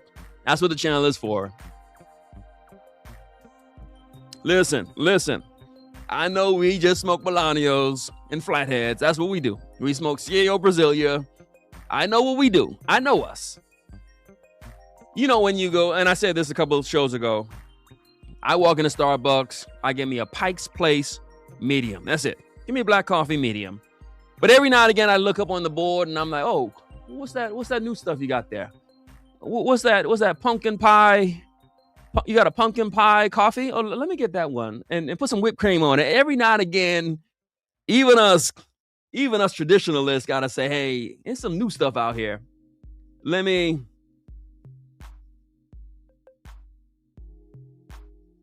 try the new stuff. And so I'm trying some of the new stuff. Of course, I'm gonna go back to what I do, what I smoke. But I'm trying some of the new stuff. And so I'll be bringing you some content because I don't want the people to be all left out. I don't want my people to be like, oh, what is this? What is all this new stuff? So some of it is overhyped. Some of it is deservedly hyped. But again, we'll talk with you and share with you our actual thoughts on these things. So let me know if you've had the Avowed. My brother want to get this comment where he does say that disappointed we didn't see a lot of definition on these lists. Yeah, I noticed that. I was kind of disappointed by it, but it's all good. Brother Mark, who's got a bottle coming his way, lighting him up an Oliva. I just talk about, look, that's what we smoke. He's smoking him an Oliva Master Blend 3 from 2024. That thing is ready.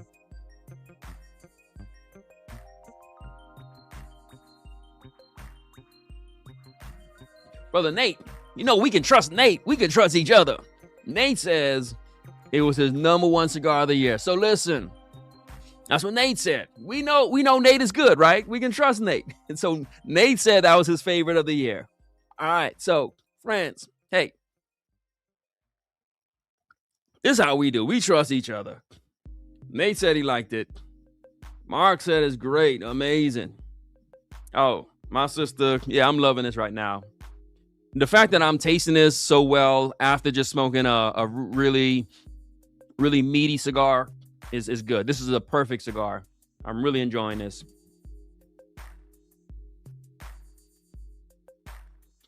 And I would say even the draw on this. It's funny when you go from your first cigar to your second cigar, then you got to adjust your whole draw. And so this thing is I love the size of this. So it's almost like a Corona Gordo size. I love the size of this. I'm loving these Karen burgers. So these things are delicious. These things are well. But anyway, this Avowed is pretty good.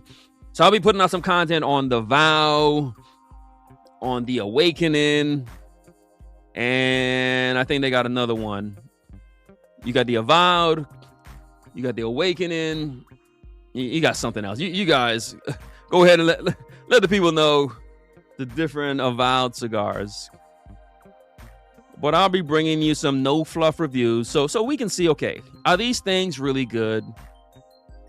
The Avowed one, that should be coming out on Thursday. And let's just say I enjoyed it. I really did enjoy it. It's a good stuff. I don't know much about them. The New Dawn. The New Dawn is the other one. So I'm doing a video on the New Dawn soon. And I just love, look, can you represent Jesus? Can you talk about God? Can you stand up on what you really believe? That's just it's a thing for me. It's a thing for me. All right, I got you, my friend. I ain't seen you something in a while, so I'm gonna send you a package. I'm gonna send you something, old fogey. You sent me so much. All right, Jeff is here enjoying the show. We smoking our second cigar, Karen Burger, drinking us some high proof rye, some Jack Daniel's single barrel proof rye. Okay, Louis Camacho says it's not really top 10. All right. And again, this is us being honest. We all we got here. Good night, my brother. Great support of the channel. I appreciate you, sir. Yeah, we got some good makers out here putting out some good cigars. Now, look, my friend, all we give is our opinion because we understand how the media is going to work. Some stuff is going to get pushed. We know that. We see it. We see the play. We've been alive long enough to know when the play is coming. We can see the play from a mile away. And all we are men and women who we say, all right, we'll check in with each other and say, hey, was that cigar really good? Was it worth it? We just helping each other out. Brother says, every cigar in this humidor is hype. Yeah, it's all hype. And this is why I say, look, can you tell your story? As we all know, and I went really hard against Steve Saka last week. But you got to say that man tells his story. He really tells a story. And I critiqued him last week for what he does, because he is every single day, he's on social media saying, hey, look, my cigars are good. My cigars are good. It's all hype. You got to hype yourself. But I started the show off by saying, look,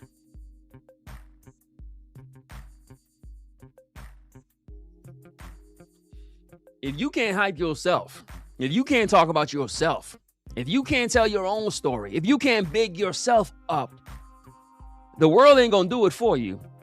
So sometimes you just gotta stand up 10 toes down and say, yeah, I'm the best. And I do think we've lost some of that. And that it kind of, it disturbs me where we are as a society, where men are just so soft, where people don't do that anymore. So as much as I can say, yeah, you know, I'm not the biggest Dunbarton fan, at least I got to say, look, that man tells his story. That man believes in himself and talks about himself. And I started the show off by saying, just because I stumble onto some videos of people telling my story, I'm like, dang, y'all still talking about me? Why don't you talk about you? Talk about what you're doing. Why don't you tell your story? Talk about your growth, your journey. Talk about what you like and what you don't like. Why don't you do you? Do your thing. Because every man is just looking at that. You can see the authenticity. You can see when a man believes in himself. You can tell when someone is like, yeah. And that's why a lot of people even watch my content. A lot of people who probably don't even, they might disagree with me. But they always say, yeah, but we get a sense he's telling his truth. And I think as long as we can just get back to doing that. What's up, my friend? Got all this smoke around me. My friend, I know he out there working. I know my people who watched. My brother working, I believe he works in the medical field. So I'm glad you made it. We do this for the working men and women because we ain't got that kind of time. I told you, I got up at 5 o'clock this morning, went to work, got home at like 5:30, fell asleep, got up at 6:15, set up to do the show. We ain't got time to be researching and looking up cigars and doing all that. My brother, I'm sure he working at the hospital. He ain't got time to be reading no half wheel. Look, he's going to say, hey, Rise and Grind, look, is that cigar good or is it not? Can you let me know? Can you let the good people know? 1920. I love that pour. I love the Old Forester 1920. I used to always say that's my favorite whiskey to have with a cigar. Yeah, Ryan. So check out some of the new stuff. Check out some of the Avowed, the HVC La Rosa. I guess I gotta send out 2 packages. So I'll send you something. Joe. I owe Joe a little package, and I owe Old Fogey a little package. Yeah, I think society has changed where people just, and that's why I always say, yeah, I can sit here and talk to you for 2-3 hours. It's nothing. Because whatever I'm saying, I believe it. That's why it just comes off so easy. I believe what I'm saying because it's coming in from my truth. I ain't got to sit here. I don't have to sit here and make up nothing. I don't have to sit here and notice. I don't even have to talk about current affairs or politics or sports. We can talk about whatever, but I can just share my truth for 2-3 hours. And that might seem like a strange thing to do in today's society where most people ain't got nothing to say. And they ain't got nothing to say because they ain't got no story that they lived. And as a result, all they could then do is just talk about other people. They could talk about what this guy did, what that lady did. Talk about this person's mistake, that person's mistake. That's all some people can do because they ain't got nothing else to say.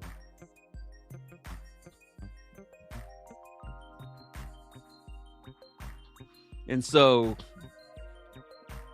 we got something to say. That's why we got a mic. That's why I got a camera. I hope you do win this bottle, my friend. In fact, I'll even let you, if you put in #hype more times than not, then yeah, that just enters you in to win more. Because I just calculated based upon how many #hypes I see. So that's what we're giving out tonight. This bottle of New Riff. New Riff. When this came out, it was new. That's why they call it New Riff. And they told a good story. And they said, hey, buy our stuff. And it turns out to be good. If you do good, stand on what you believe, say what you believe, and you put out good products, it's going to work out for you. If you do good, stand on what you believe as a man or woman in life, it's going to work out for you. Just tell your truth. All right, only for my sister Joe, I'm gonna send her a little package. So I think her and Old Fogey said they ain't had no Avowed. So I'm gonna send them each an Avowed. I'm gonna send Joe an Avowed and a Limitada. Whew. That's a cherished possession. But she has been good. She's been a great supporter of the channel, great sister to Leaf. And so I like that cigar so much. It's more likely I'm going to send you a Partagas Lusitania than I'm going to send you a Lampert Limitada 2025. That's how much I like the cigar. But for the good people, for my good sister, I'm going to send her one. Brother says, yeah, we need people with their own opinions. I think most people, they spend all day long just consuming information. So they listen to podcasts, they listen to The Breakfast Club, listen to Joe Budden, and listen to some sports radio, watch whatever, CNN or Fox. They watch something, and then they just want to regurgitate it out. And that's right, what most people are saying is just the same stuff everybody else done heard. And people can pick up on that. People can pick up on the fact that, dude, you ain't got no original thoughts. You ain't got nothing you talking about. You just saying what the last guy said. And so that's why I said, look, one thing about my show, we start the show off with prayer. That's my story. If we want to talk about guns or fragrances, we going to do that. We talk about cigars. It's all about sharing your own opinion. How strong is the Avowed? I'd say it's not a strong cigar. I got a review coming out on Thursday, so it's not strong. It's not strong at all. All right, don't take care of you, my sister. She sent me this Karen Burger. This is a Cameron. I had to slow down for a second. I was like, this thing got some strength on it. So I'm like, is it a cigar? Is it a cigar? All right. My brother, nah, I say put hashtag hype, but it's got to be each entry. I'm only going to read that as one entry. I'm just letting you know. My brother said he's still watching Scooby-Doo and Hong Kong Phooey. We talk about Jesus here. Jesus is our Lord and Savior. I'm the only guy that's going to do a show, talk about Jesus, talk about all the pistols and AR-15s he has, drinks high-proof whiskey, smokes a cigar, talk about masculinity, patriotism, and tell you what cigar I enjoy. So right now I'm smoking a Karen Burger cigar. This is yeah, Karen Burger. They're Cameroon. All right, let's get back into this. Okay. So, number 3. So, you know I like this one.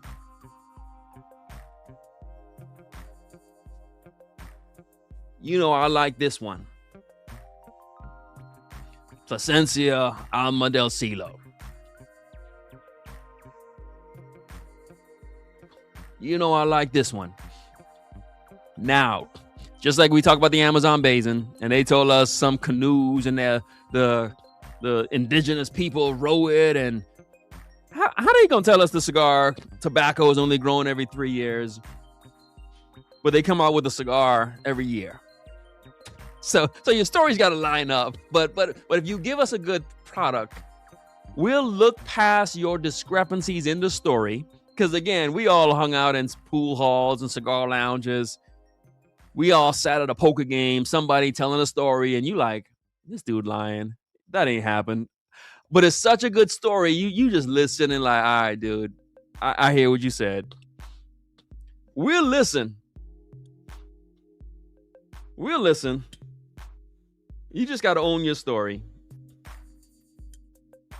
Now, Plasencia Alma del Cielo. It means like the sky or something, the sky god. And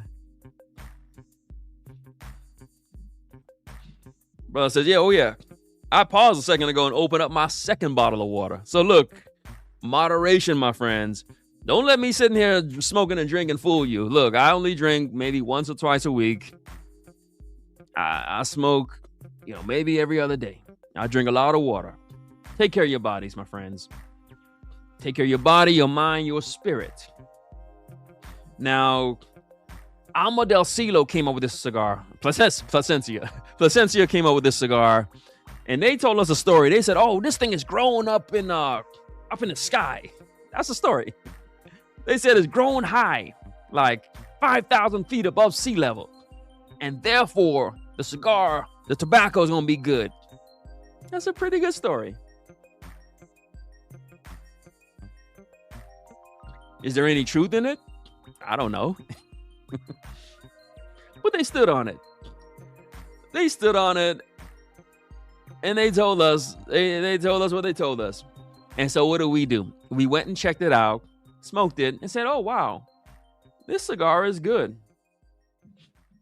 Yes, my brother says, I love it in the hex. I love it. It's going to burn so much smoother, smoke so much longer. I really like the Plasencia Alma del Siglo. And I love it that most people recognize it. Most people gave it the love it deserved. It's a great cigar. This is one. So Plasencia, they are the masters of tobacco. They put out a lot of tobacco. I'm willing to bet that most of your favorite tobacco or favorite cigars, it's Plasencia tobacco. But every now and again, they actually make their own cigars. So this one was a really good one. And again, I said story a million times a day. But they said it was grown up in the high altitude. And that's what they said. And it turns out to be a pretty good cigar. I really enjoyed this.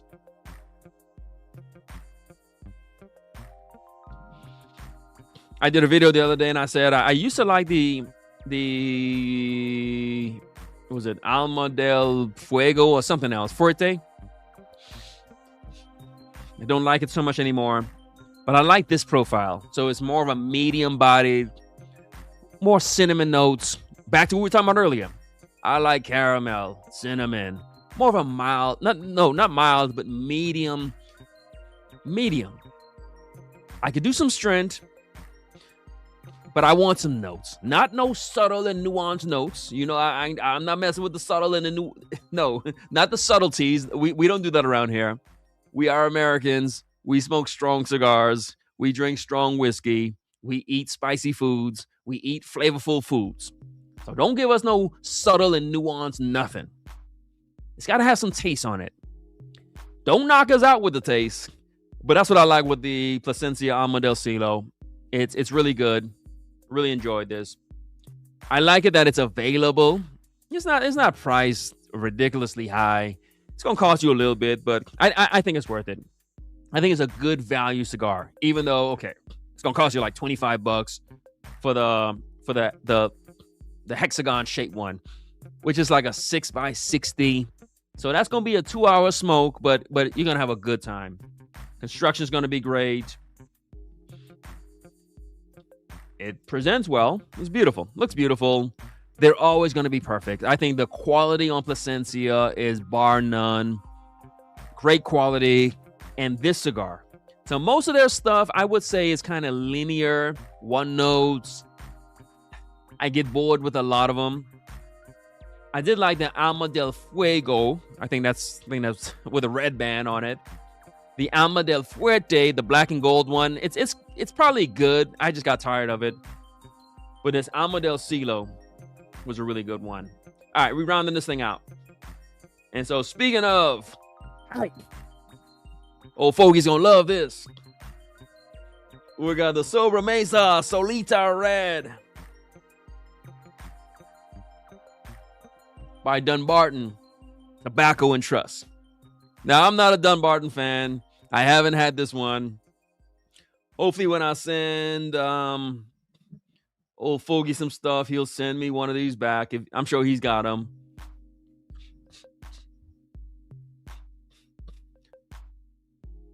I smoked the Sobremesa Brulee Blue.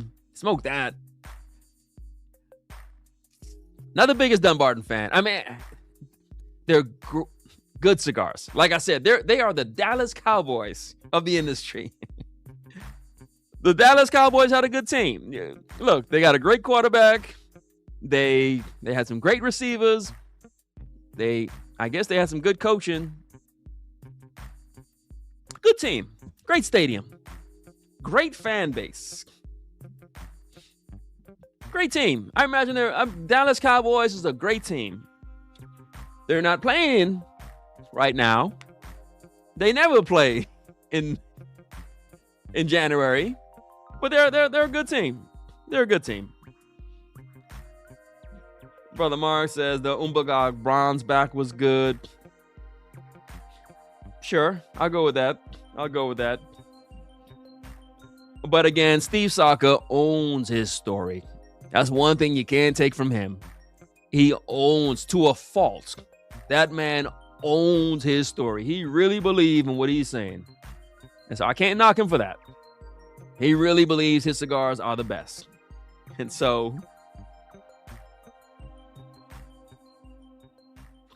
I haven't had this one. I'll check it out. Probably do a video on it.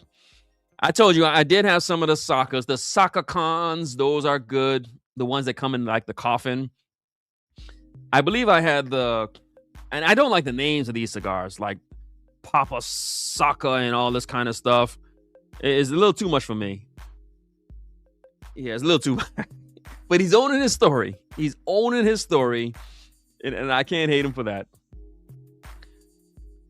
Louis Camacho be keeping us grounded. He's like, yeah, I tried one. It was just okay. Look, everybody said it was amazing. I haven't had it. My brother says he smoked La Estancia. All right. So again, I think the premium Dunbarton stuff is good. They are good. They are good.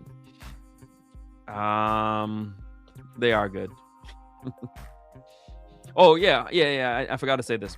I did like the red meat lovers. I really enjoyed that. I think that's it might have been Connecticut broadleaf. So I really did like that. I like the red meat lovers.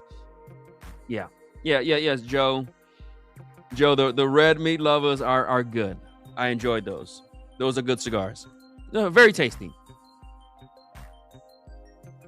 Like I say, with most of the Saka stuff, I just wish it should be like $2 less. And you may be thinking, what's $2? They should be $2 less. Peter says, nah, they're trash.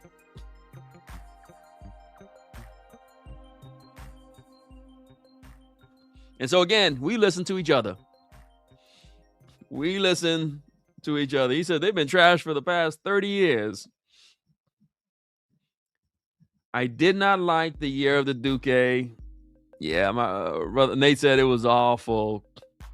He said it was awful. All right. Yeah, so the red meat is good. I knew it was gonna happen. I've been following this chat for a long time. I think we might be coming up on a year doing this show. Maybe not.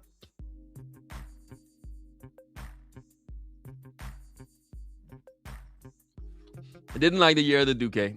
That one said, okay, yeah, let's not smoke any more of these. But then I had like, I don't know, some kind of Maestro de Saka, something like that.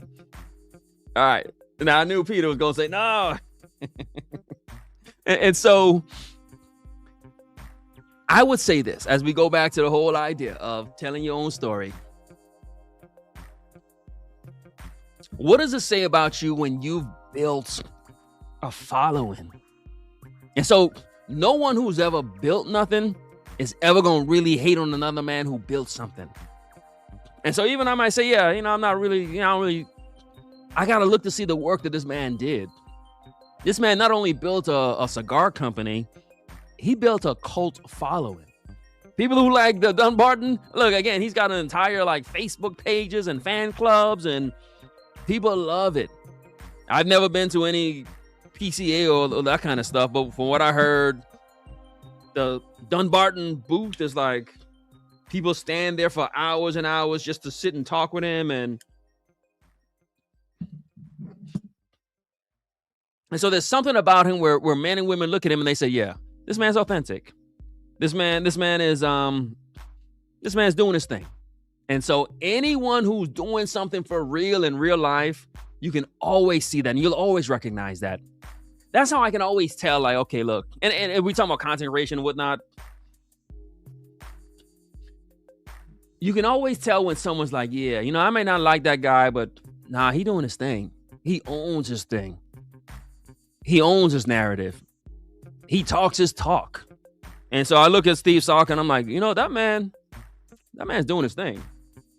And again, ain't no person who really built nothing from scratch can ever really. You see the grind, you see the struggle, you see the hustle, because you know what it takes. You know what it's like to be in this world, doing your own thing, telling your own story, being the captain of your own ship. And so yeah, that's what Dunbarton does. But there has been a lot of misses. There has been some misses. Yeah, I tried the Tricky Chacas. So again, like I said, I don't know what it is. Maybe it's the black. I don't know what I don't know if it's the Tricky Chaca black or the Sakakan black, or he puts out some. When he hits, but there's a lot of misses. There's some swings and some misses there. It's some swings and some misses. And what I do like, I even like the naming conventions of it. The sin compromiso, which says never compromise. That's what it means. I like that. I like a person that says, look, my stuff is good. We're not compromising on nothing. I like when a company says, look, just like with Davidoff. Yeah, it's expensive because it's good. Buy it. All right. Oh, he says the Cowboys are trash. Okay, Cowboys are trash for 30 years. All right. Yeah, I can tell. Karen Berger, and I think I can't remember exactly where her tobacco comes from. It's gonna come to me, but she gets her tobacco from.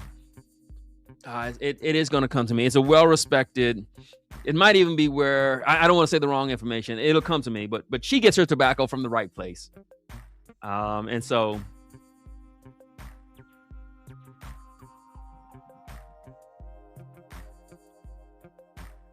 Yeah, Starbucks. And I love Starbucks. So I've read the book of the owner of Starbucks. So when you see someone that's built something, you can appreciate it. You understand the grind and the hustle. And so I love what Starbucks has done. I respect what they've done. But again, I can look at it and be like, oh, I ain't spending no $7 on no coffee. But the fact that they've got the world doing it, I can't hate on that. Byron, yeah. Really likes the Byrons. You know, I used to be big into Byrons, but I kind of pulled back from Byrons. And now I just kind of smoke Atabays. I feel as if the Byrons kind of missed a mark. And I feel as if others just kind of caught up to what they were doing. Like the Lamperts. Like the Avoweds. So I think Byron could have really took that space. They could have really like overtook the Padron space. The more full body space. But I think they missed the mark with their pricing. I do. I do.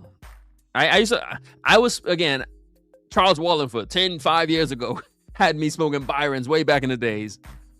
But I think I think they missed the mark.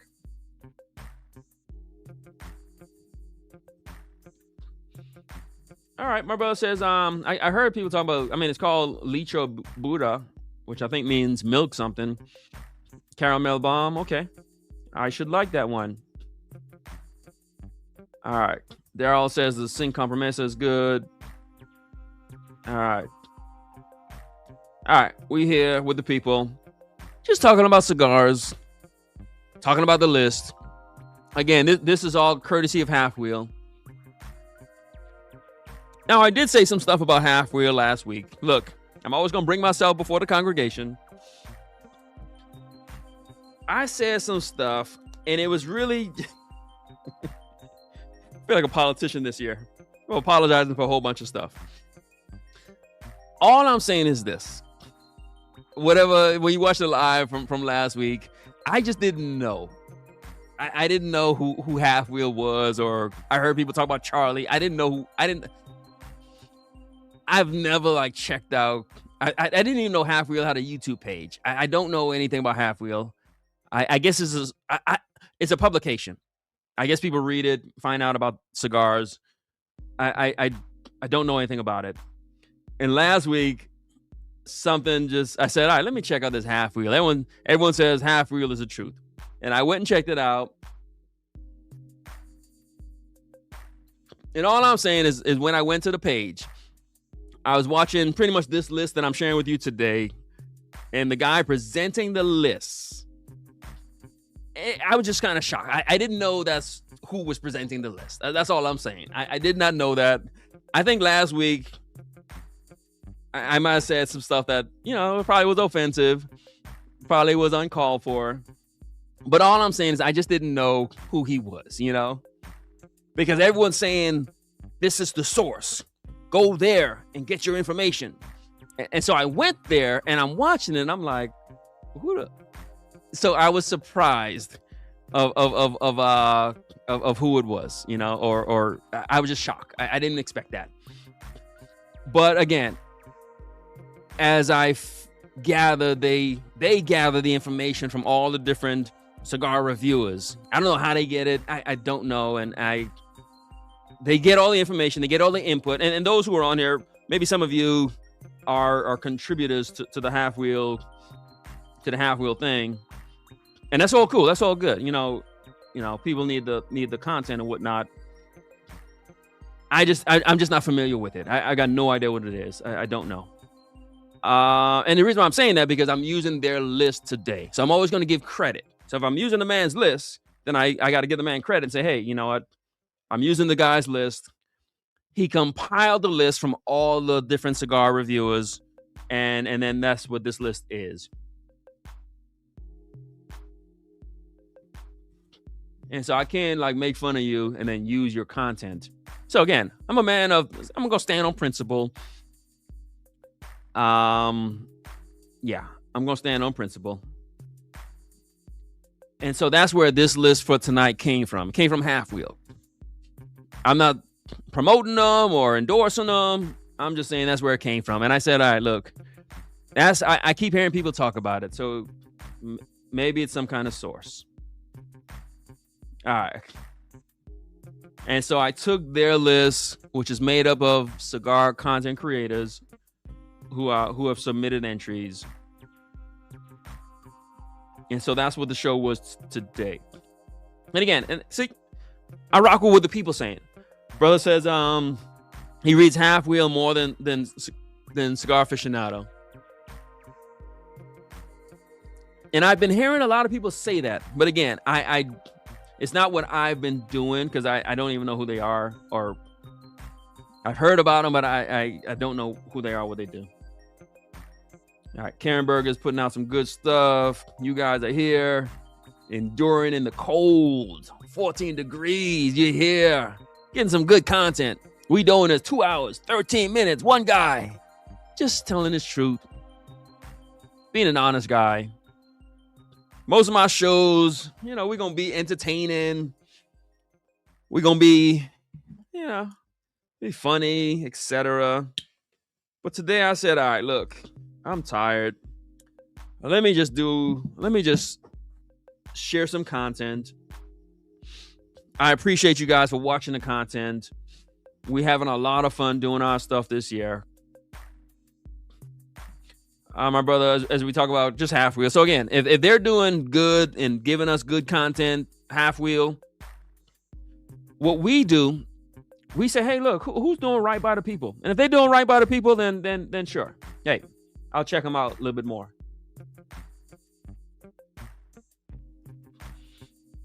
Marsh says they do look unconventional for the cigar communities, but he can relate. And let me clean this up. So last week, I went onto Half Wheel, knowing nothing about it, and I saw the guy who did the consensus. I was like, okay, it looks a little different. But then I went on early in the week looking at some content, and it seemed to be more traditional. So it wasn't just him; it was some other guys. So maybe it's a team of reviewers or something, and so yeah, so check it out if you choose to. But the last cigar, and I found this to be interesting. So Cigar Aficionado tends to go in one direction, what I would call it regular. Cigars that regular people smoke, where there's a Padron, a My Father, an Oliva, a Plasencia, And I got a sense that the half wheel was more of the new stuff, the Avowed, the I don't know, HVC La Rosa.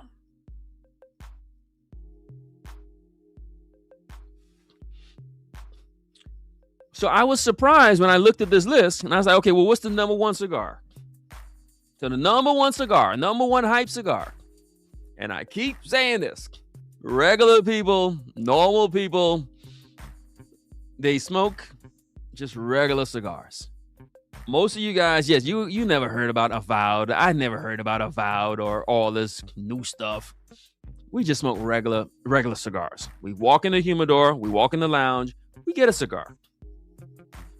And so all the cigar reviewers, when they compiled all the information, they said the number one cigar of the year, it was not a $90 Padron. It was not some limited edition Davidoff.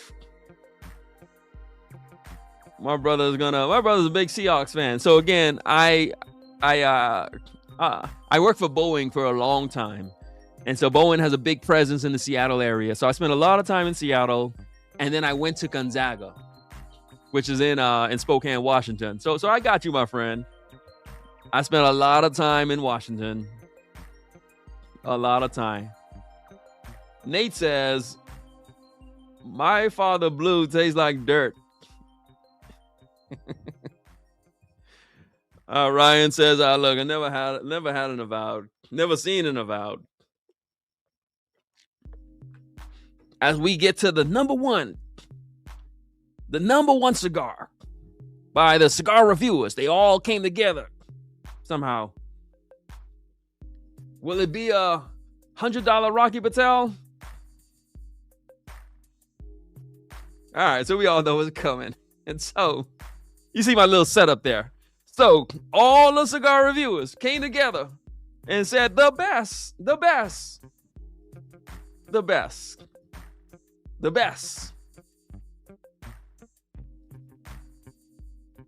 was the My Father Blue.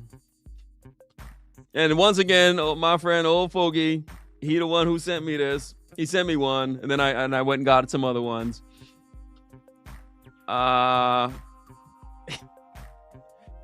Francisco said, My Father Blue is all hype. Worst cigar of 2025. Okay, well, let's see. What was our thoughts? This what they said, right? This is what they said. They said this was the best one. They said this was the best one. My brother said, Ryan said, Blue at number one, straight hype, popularity contest. Look, this is what the people said. Tonight, I said, you know what? All right, look. I got my one cigar. I got my little drink here.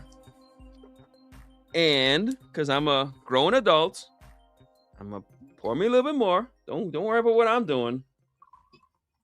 Don't worry about what I'm doing. My first drink for the week. I had a long week. Man, I had a long week. 10-hour days every day at work. You ever pray for a job and you get the job and you're like, this is what I prayed for. You ever work a job and you like, I look at my lifestyle. I'm like, I literally be looking at my wife like, do we really need to live in a house? Like, can't we just be homeless and just chill all day long?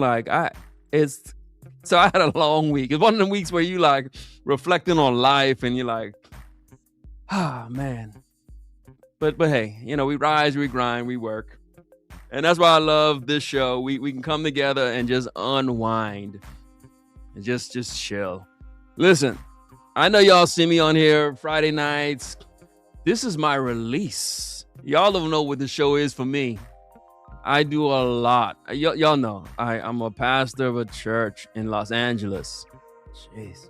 I work a corporate job that's relentless. I got 3 kids. I work a lot. So Friday nights, I'm like, look, I want to be reckless. I want to be just, I'm tired. I'm worn out. And so I appreciate you all. That's why we do the Unwind. That's why sometimes I come on here and I'm just so crazy because I'm tired. Sometimes you look at me and some people are like, oh, he's drinking. His eyes are red. No, I'm tired. I'm exhausted. I'm working hard. So that's why most of the stuff I say, I don't even know what I said. Not because of liquor, because I'm just tired. And so this show is just for the people to come together. Because if you've been rising and grinding all week, I'm sure you feel the same way I do. So we come here just to have some fun. Just to let loose. So I said, all right, it's a cigar show. We talking about cigars. All right. So I don't know why I just said all that. I just felt like just speaking. So we talking about the number one cigar of the year. All right. So this is what we said. I mean, I guess the content creators, right? This is what the reviewers said. They said this is the one. They said this is the one. So the reason why like my content is the way my content is, because I'm usually just chilling. I'm usually like so oblivious to what's going on. I'm usually like, look, I'm chilling. I ain't trying to bother nobody. I'm tired. I'm exhausted. I'm working hard. I got a million stuff going on. But when I sit and smoke a cigar at the end of the day, and what do I do while I smoke? I'll jump on YouTube, watch some videos. So imagine my face when I saw, I'm watching this whole, he did like an hour and a half, like review and list and all this stuff. And I'm watching it. I'm waiting, I'm watching it. And I'm like, my father Blue. I'm like, what? I'm like, okay, yeah. That's why I go in. That's why I get so hard. Yeah, this is why. This is why I can't just chill and relax and just do cigar content and just be cool and just don't bother nobody. Because folks come up with this.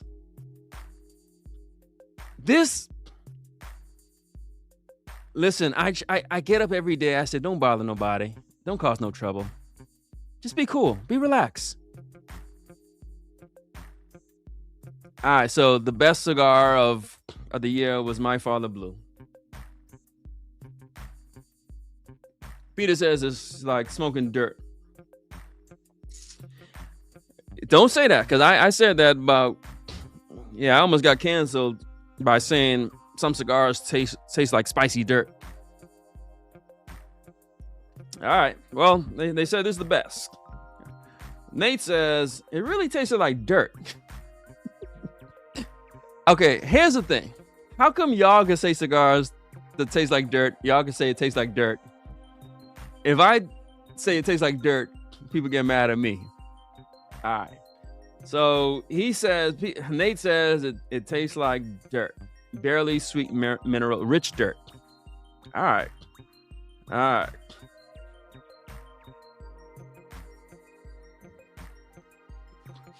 Imagine you getting all this content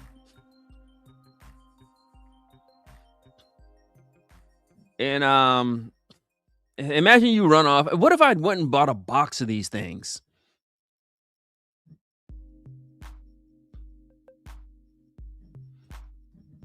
Louis been holding us down. Louis, hey, let's give shouts out to Louis. Louis, I wish I could do all right, so we ready giving out? What are we giving out today?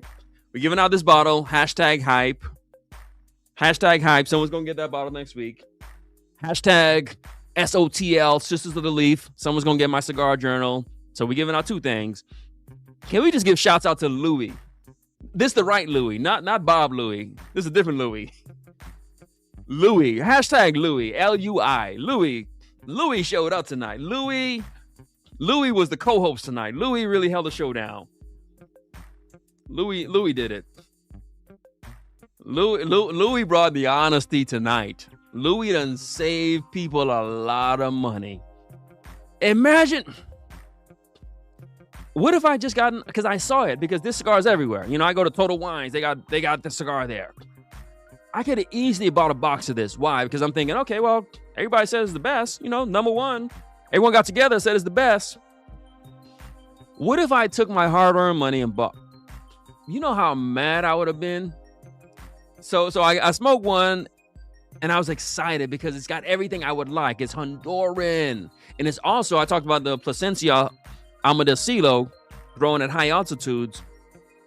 This is also grown at high altitudes. So it would have been perfect, because a lot of times that's what we do. We listen to these kind of things. Honduran, which I like. High altitude, which means, I don't know what it means, but must mean something good. I would have easily took $300-$400 or whatever a box of these cost, bought a box, because it's hyped. Everybody say it's good.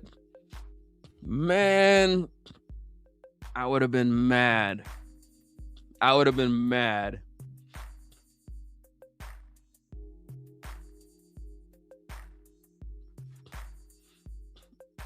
And so, I don't know where this cigar came from. I mean, and I did a video on this, and it's a video I think I said, the worst cigar reviewer.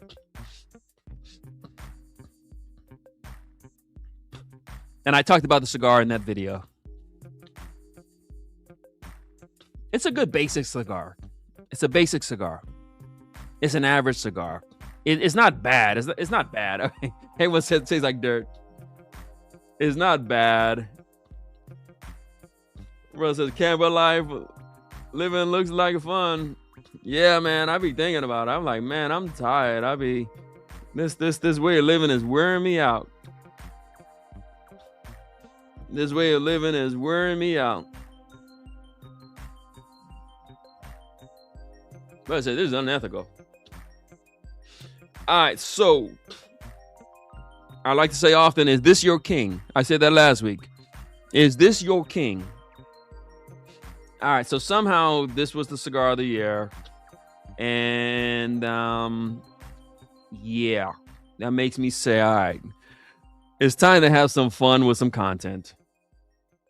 Because the My Father Blue was not no cigar of the year. Now I can see, okay, even if you said the judge, or okay, I could mess with you on that. Even if you said the Le Bijou, even if you said the EPC pledge, I can go with you, because quality, consistency, consistent taste profile. I can go with you on that. But yeah, when I saw this one, I mean, look.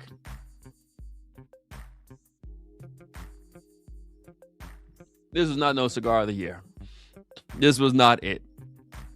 I said I'm not gonna say nothing controversial. I love My Father.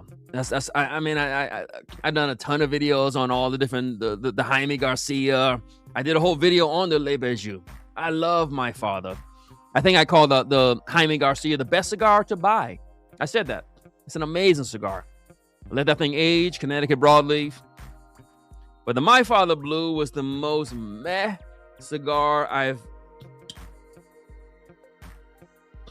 But yet somehow, within this consensus, which is a collection of all the cigar reviewers, well, I guess the best ones. Let's say that. The best ones. I'm not on there. I don't even know how you get on there. I won't be. I mean, I'm not against it. I'm just saying I'm not on there. They did not invite me. Let me just... Half Wheel did not invite me to be on it. And therefore I'm not on it. So I'm not on it. But the best in our industry came together and said the My Father Blue is the best. Okay. It's like, I mean, yeah. I don't like this cigar. There's really no situation where I would smoke this cigar. People say, yeah, maybe if you're just like cutting the grass or something. Like, no, I ain't cutting the grass smoking a cigar like this. Like, there's no situation where I'm gonna smoke this cigar. It's such a mid. It's It's the pure. I'm an older guy. I don't know what mid means. I hear my kids saying it. This cigar is mid. It's like the pure definition of mid. Like, it ain't good. It ain't bad. It's just blah, meh, mid. That's what this cigar is. It was shocking. Okay, what's my number one cigar of the year? Okay, what's mine? You know, a man's got to stand. What did I like? I mean, I did videos on it. I don't know. I don't know what I said was the best. Let's go with Lampert Limitada. Maybe as we're looking at 2025, I guess it was a Lampert Limitada. Amazon Bays in 2025 was amazing. I really like that one. I guess those are two that I could say. I think those came out in 2025. Of course, you know me. I'm old school. I've been smoking Milanios and I don't know, Cubans and different things throughout 2025. I don't know what came out, but if I think about what came out in 2025, I would definitely go, sure. Lampert Limitada, 2025. Amazon Bays in 2025. I guess I would throw in maybe I'll throw in the HVC La Rosa 520. I'll throw that in. Maybe that's number 3 for me. But this is just what just leaves me complex. And this is why my channel exists. Trying to solve this curiosity. Because I think we all right, everybody says it tastes like dirt. I mean, I'm not telling nobody I didn't even tell you what I think it tastes like. In the video that I did, I just said it tastes average.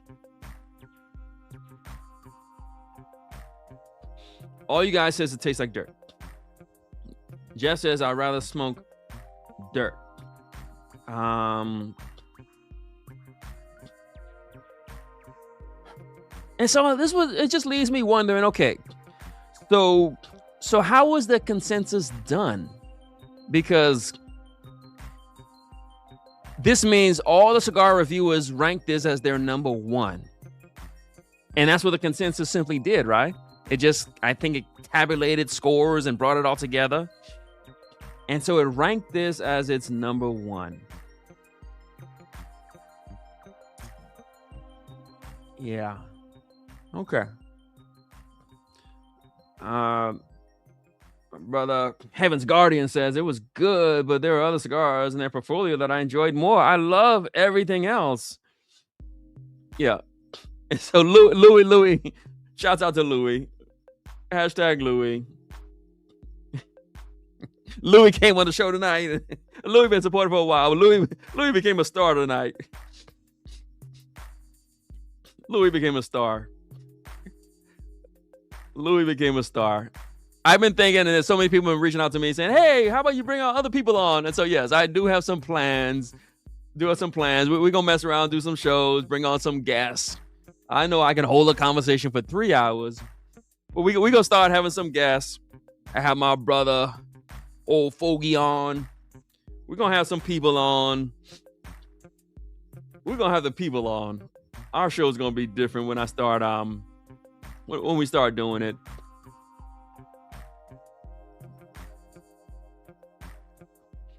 But in the world of hype,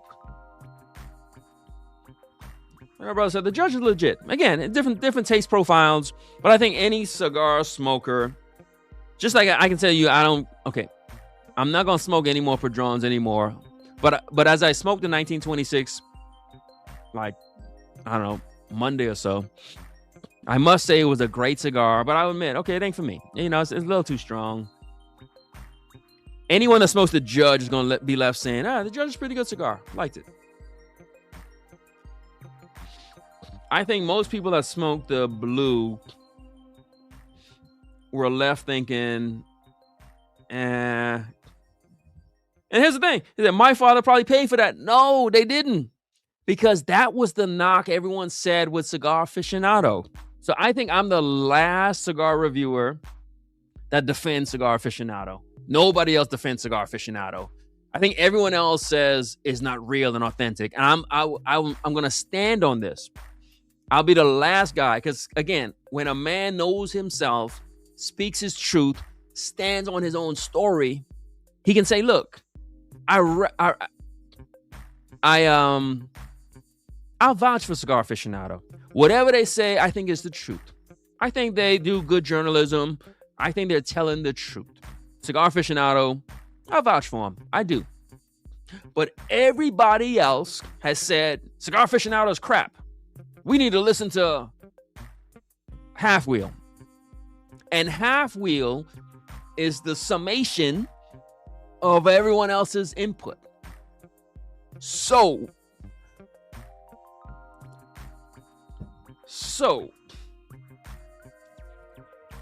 my friends,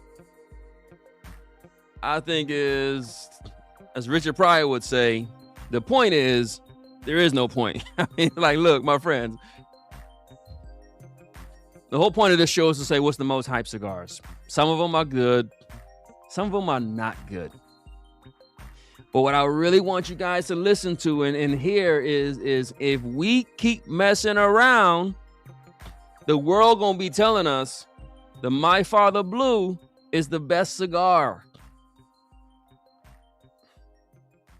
We are living in a world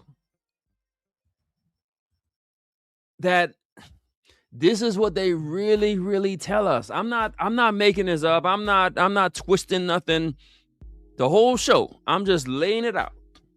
I'm not even telling you what I think about these cigars. But at some point, the best cigar. So we done say Cigar Aficionado is bought and sold and is ad sales and that's why. And okay, that's what y'all say. I don't really think that, but they done told us don't trust Cigar Aficionado. It's media. It's hype. It's based on ad sales. And because everybody said that, and please hit the like button. Hit the like button as I give you as I close the sermon. If we were in church right now, the organ will be playing and I would be tuning up. So it's a hit like. This is where, the preacher take his glasses off and then Joseph said, I'm going in. I done messed with you for 2 hours, 37 minutes. We about to close the sermon. We about to wrap it up. We about to go in. But the simple message is my friends, the hype thing, if we don't start changing our approach to what's going on, this world gonna have you thinking this the best cigar right here. If we don't get it together and start, I mean, look, this world is so, they'll have you thinking this the best cigar. And they'll have you running down to the store, spending your hard-earned money to buy this.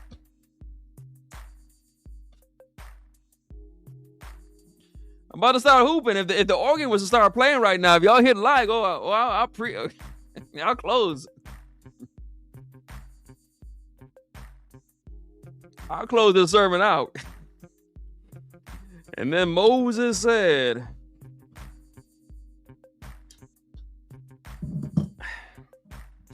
I mean, sometimes the sermon just preaches itself.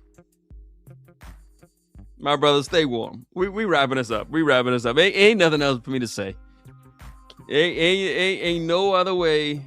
Y'all hit like. We know folks gonna watch this on the replay. A lot of people are freezing right now. Our prayers and our thoughts and concerns go out to you. But the whole point of tonight's show is to say, look, a couple things. My brother says, I can't really trust these guys with cigar endorsements. They have their agendas. Ryan says, they about to tune up the Hammond. B3. Oh, man, ain't nothing like you about to go preach and you turn the musician. B flat, sir. You whisper it and you about to go in.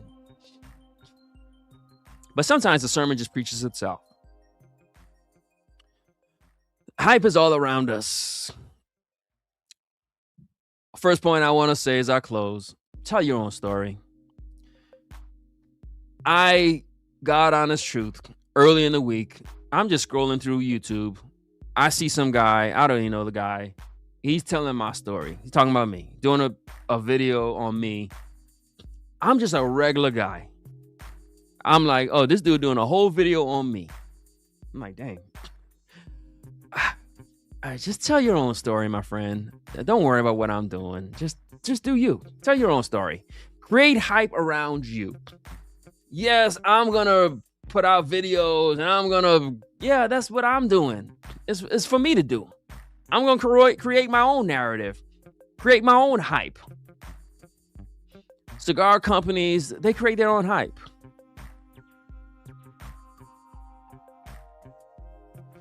Whether it's a new company, a Lampert, or an Avowed, that's what they do. They got to sell cigars. Whether it's a Dunbarton, they got to sell cigars.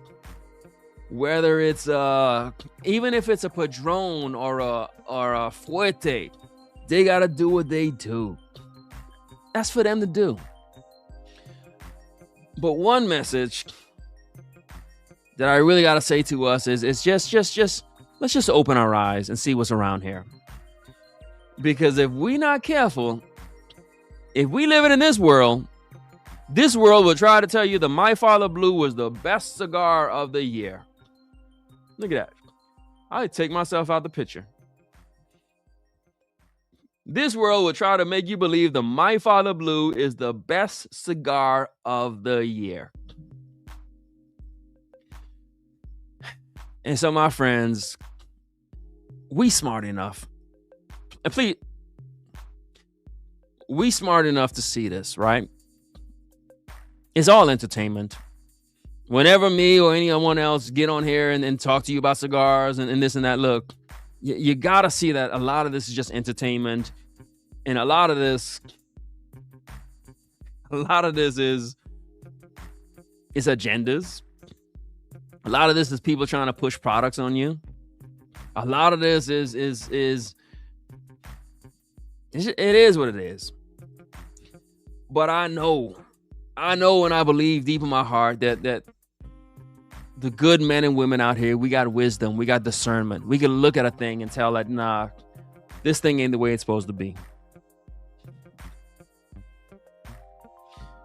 This thing ain't the way it's supposed to be.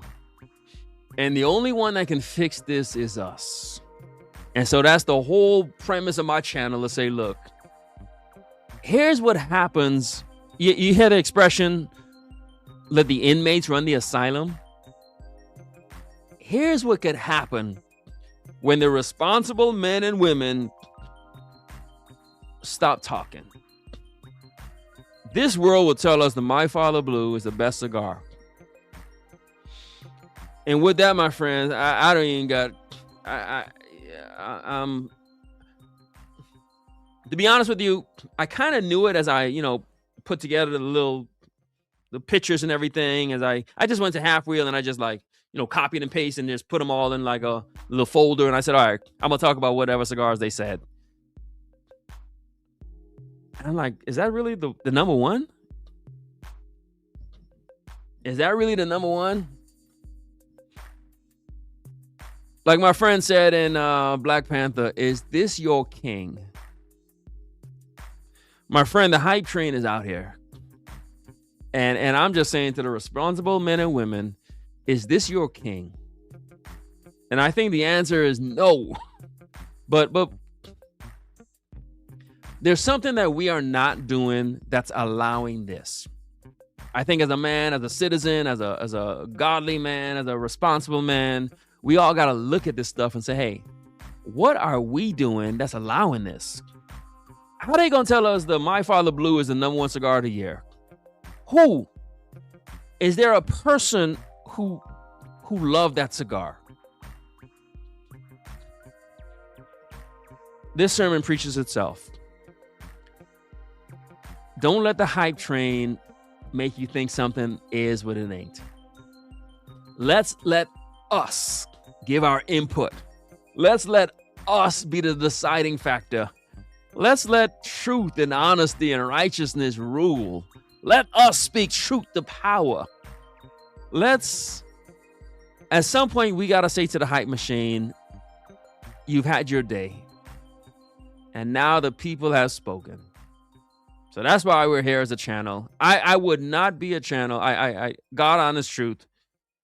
The only reason I'm here as a channel is because I'm sitting watching content and I'm like, who the hell is coming up with this stuff?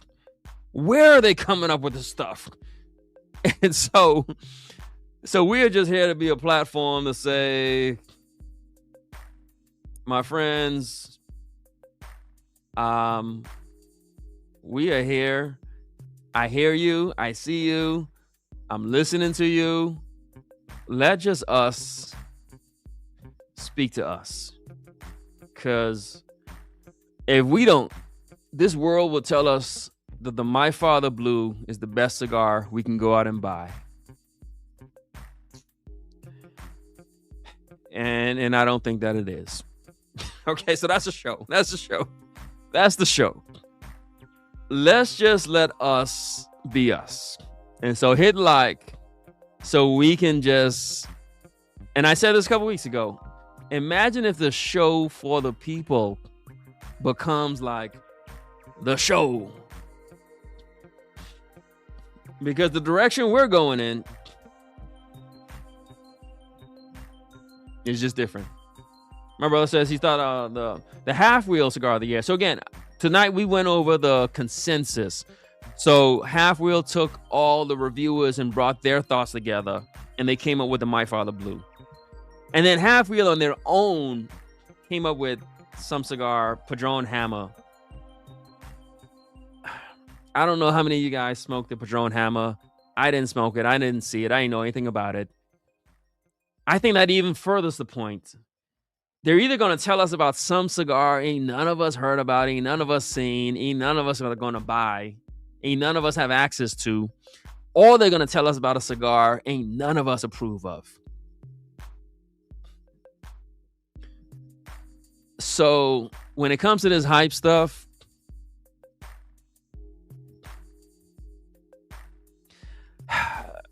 can the people speak? And so that's what we came to do. To say, hey, look, the people have spoken. I'm just sharing with you what's out here. The people have spoken. I don't even have to say nothing more. They done told us. They say, okay, here's what they want us to do. I guess you can go out and buy some $90 cigar that I think is limited edition that you can't even buy. So why would they tell us to buy a cigar? Why would they tell us the best cigar is a cigar we can't even buy?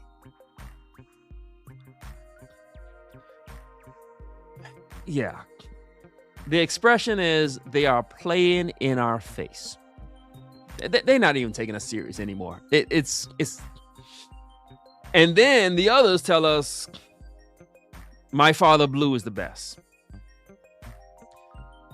So, with all that being said, this show is just going to be for the people. Just talking about what the people really enjoy. And as my brother said, so let it be written, so let it be done. That's the show. I got nothing else to say. Nothing. Zip. Either you buy a $90 cigar that you can't even buy, or you buy a My Father Blue. So we trying to give you some content that's different. That's what we had to do. So we hope that we've, or you can buy a regional Cuban cigar. Maybe get you that new Cohiba from Cuba. All right. Or maybe we as the people can come together and just have some real conversations. And so that's what we came here to do. So please check out our content. We dropping content all week long. You know how we do. We got some videos coming out talking about, hey, best cigars you never heard of. Every cigar I talk about is going to be a cigar you can actually find. You can actually buy it. We talk about non-alcoholic parents. You know, sometimes you don't drink whiskey or liquor. Sometimes you just want to have a cigar with a ginger beer or something. We'll share that with you. And everyone's talking about the Avowed cigar, so we'll talk to you about our thoughts on the Avowed cigars. We are here for the people. And if we brought you some encouragement, education, entertainment, look, 2 hours, 50 minutes, friends, hit like right now. Because ain't no other man could talk for 2 hours and 50 minutes on these topics. There's no other human being in the world that can do this. So hit like again. You've engaged, continue to engage, hit share, do that, hit hype. When my videos come up, hit the hype button. Let's imagine if this becomes the biggest. Imagine, because you see the alternative.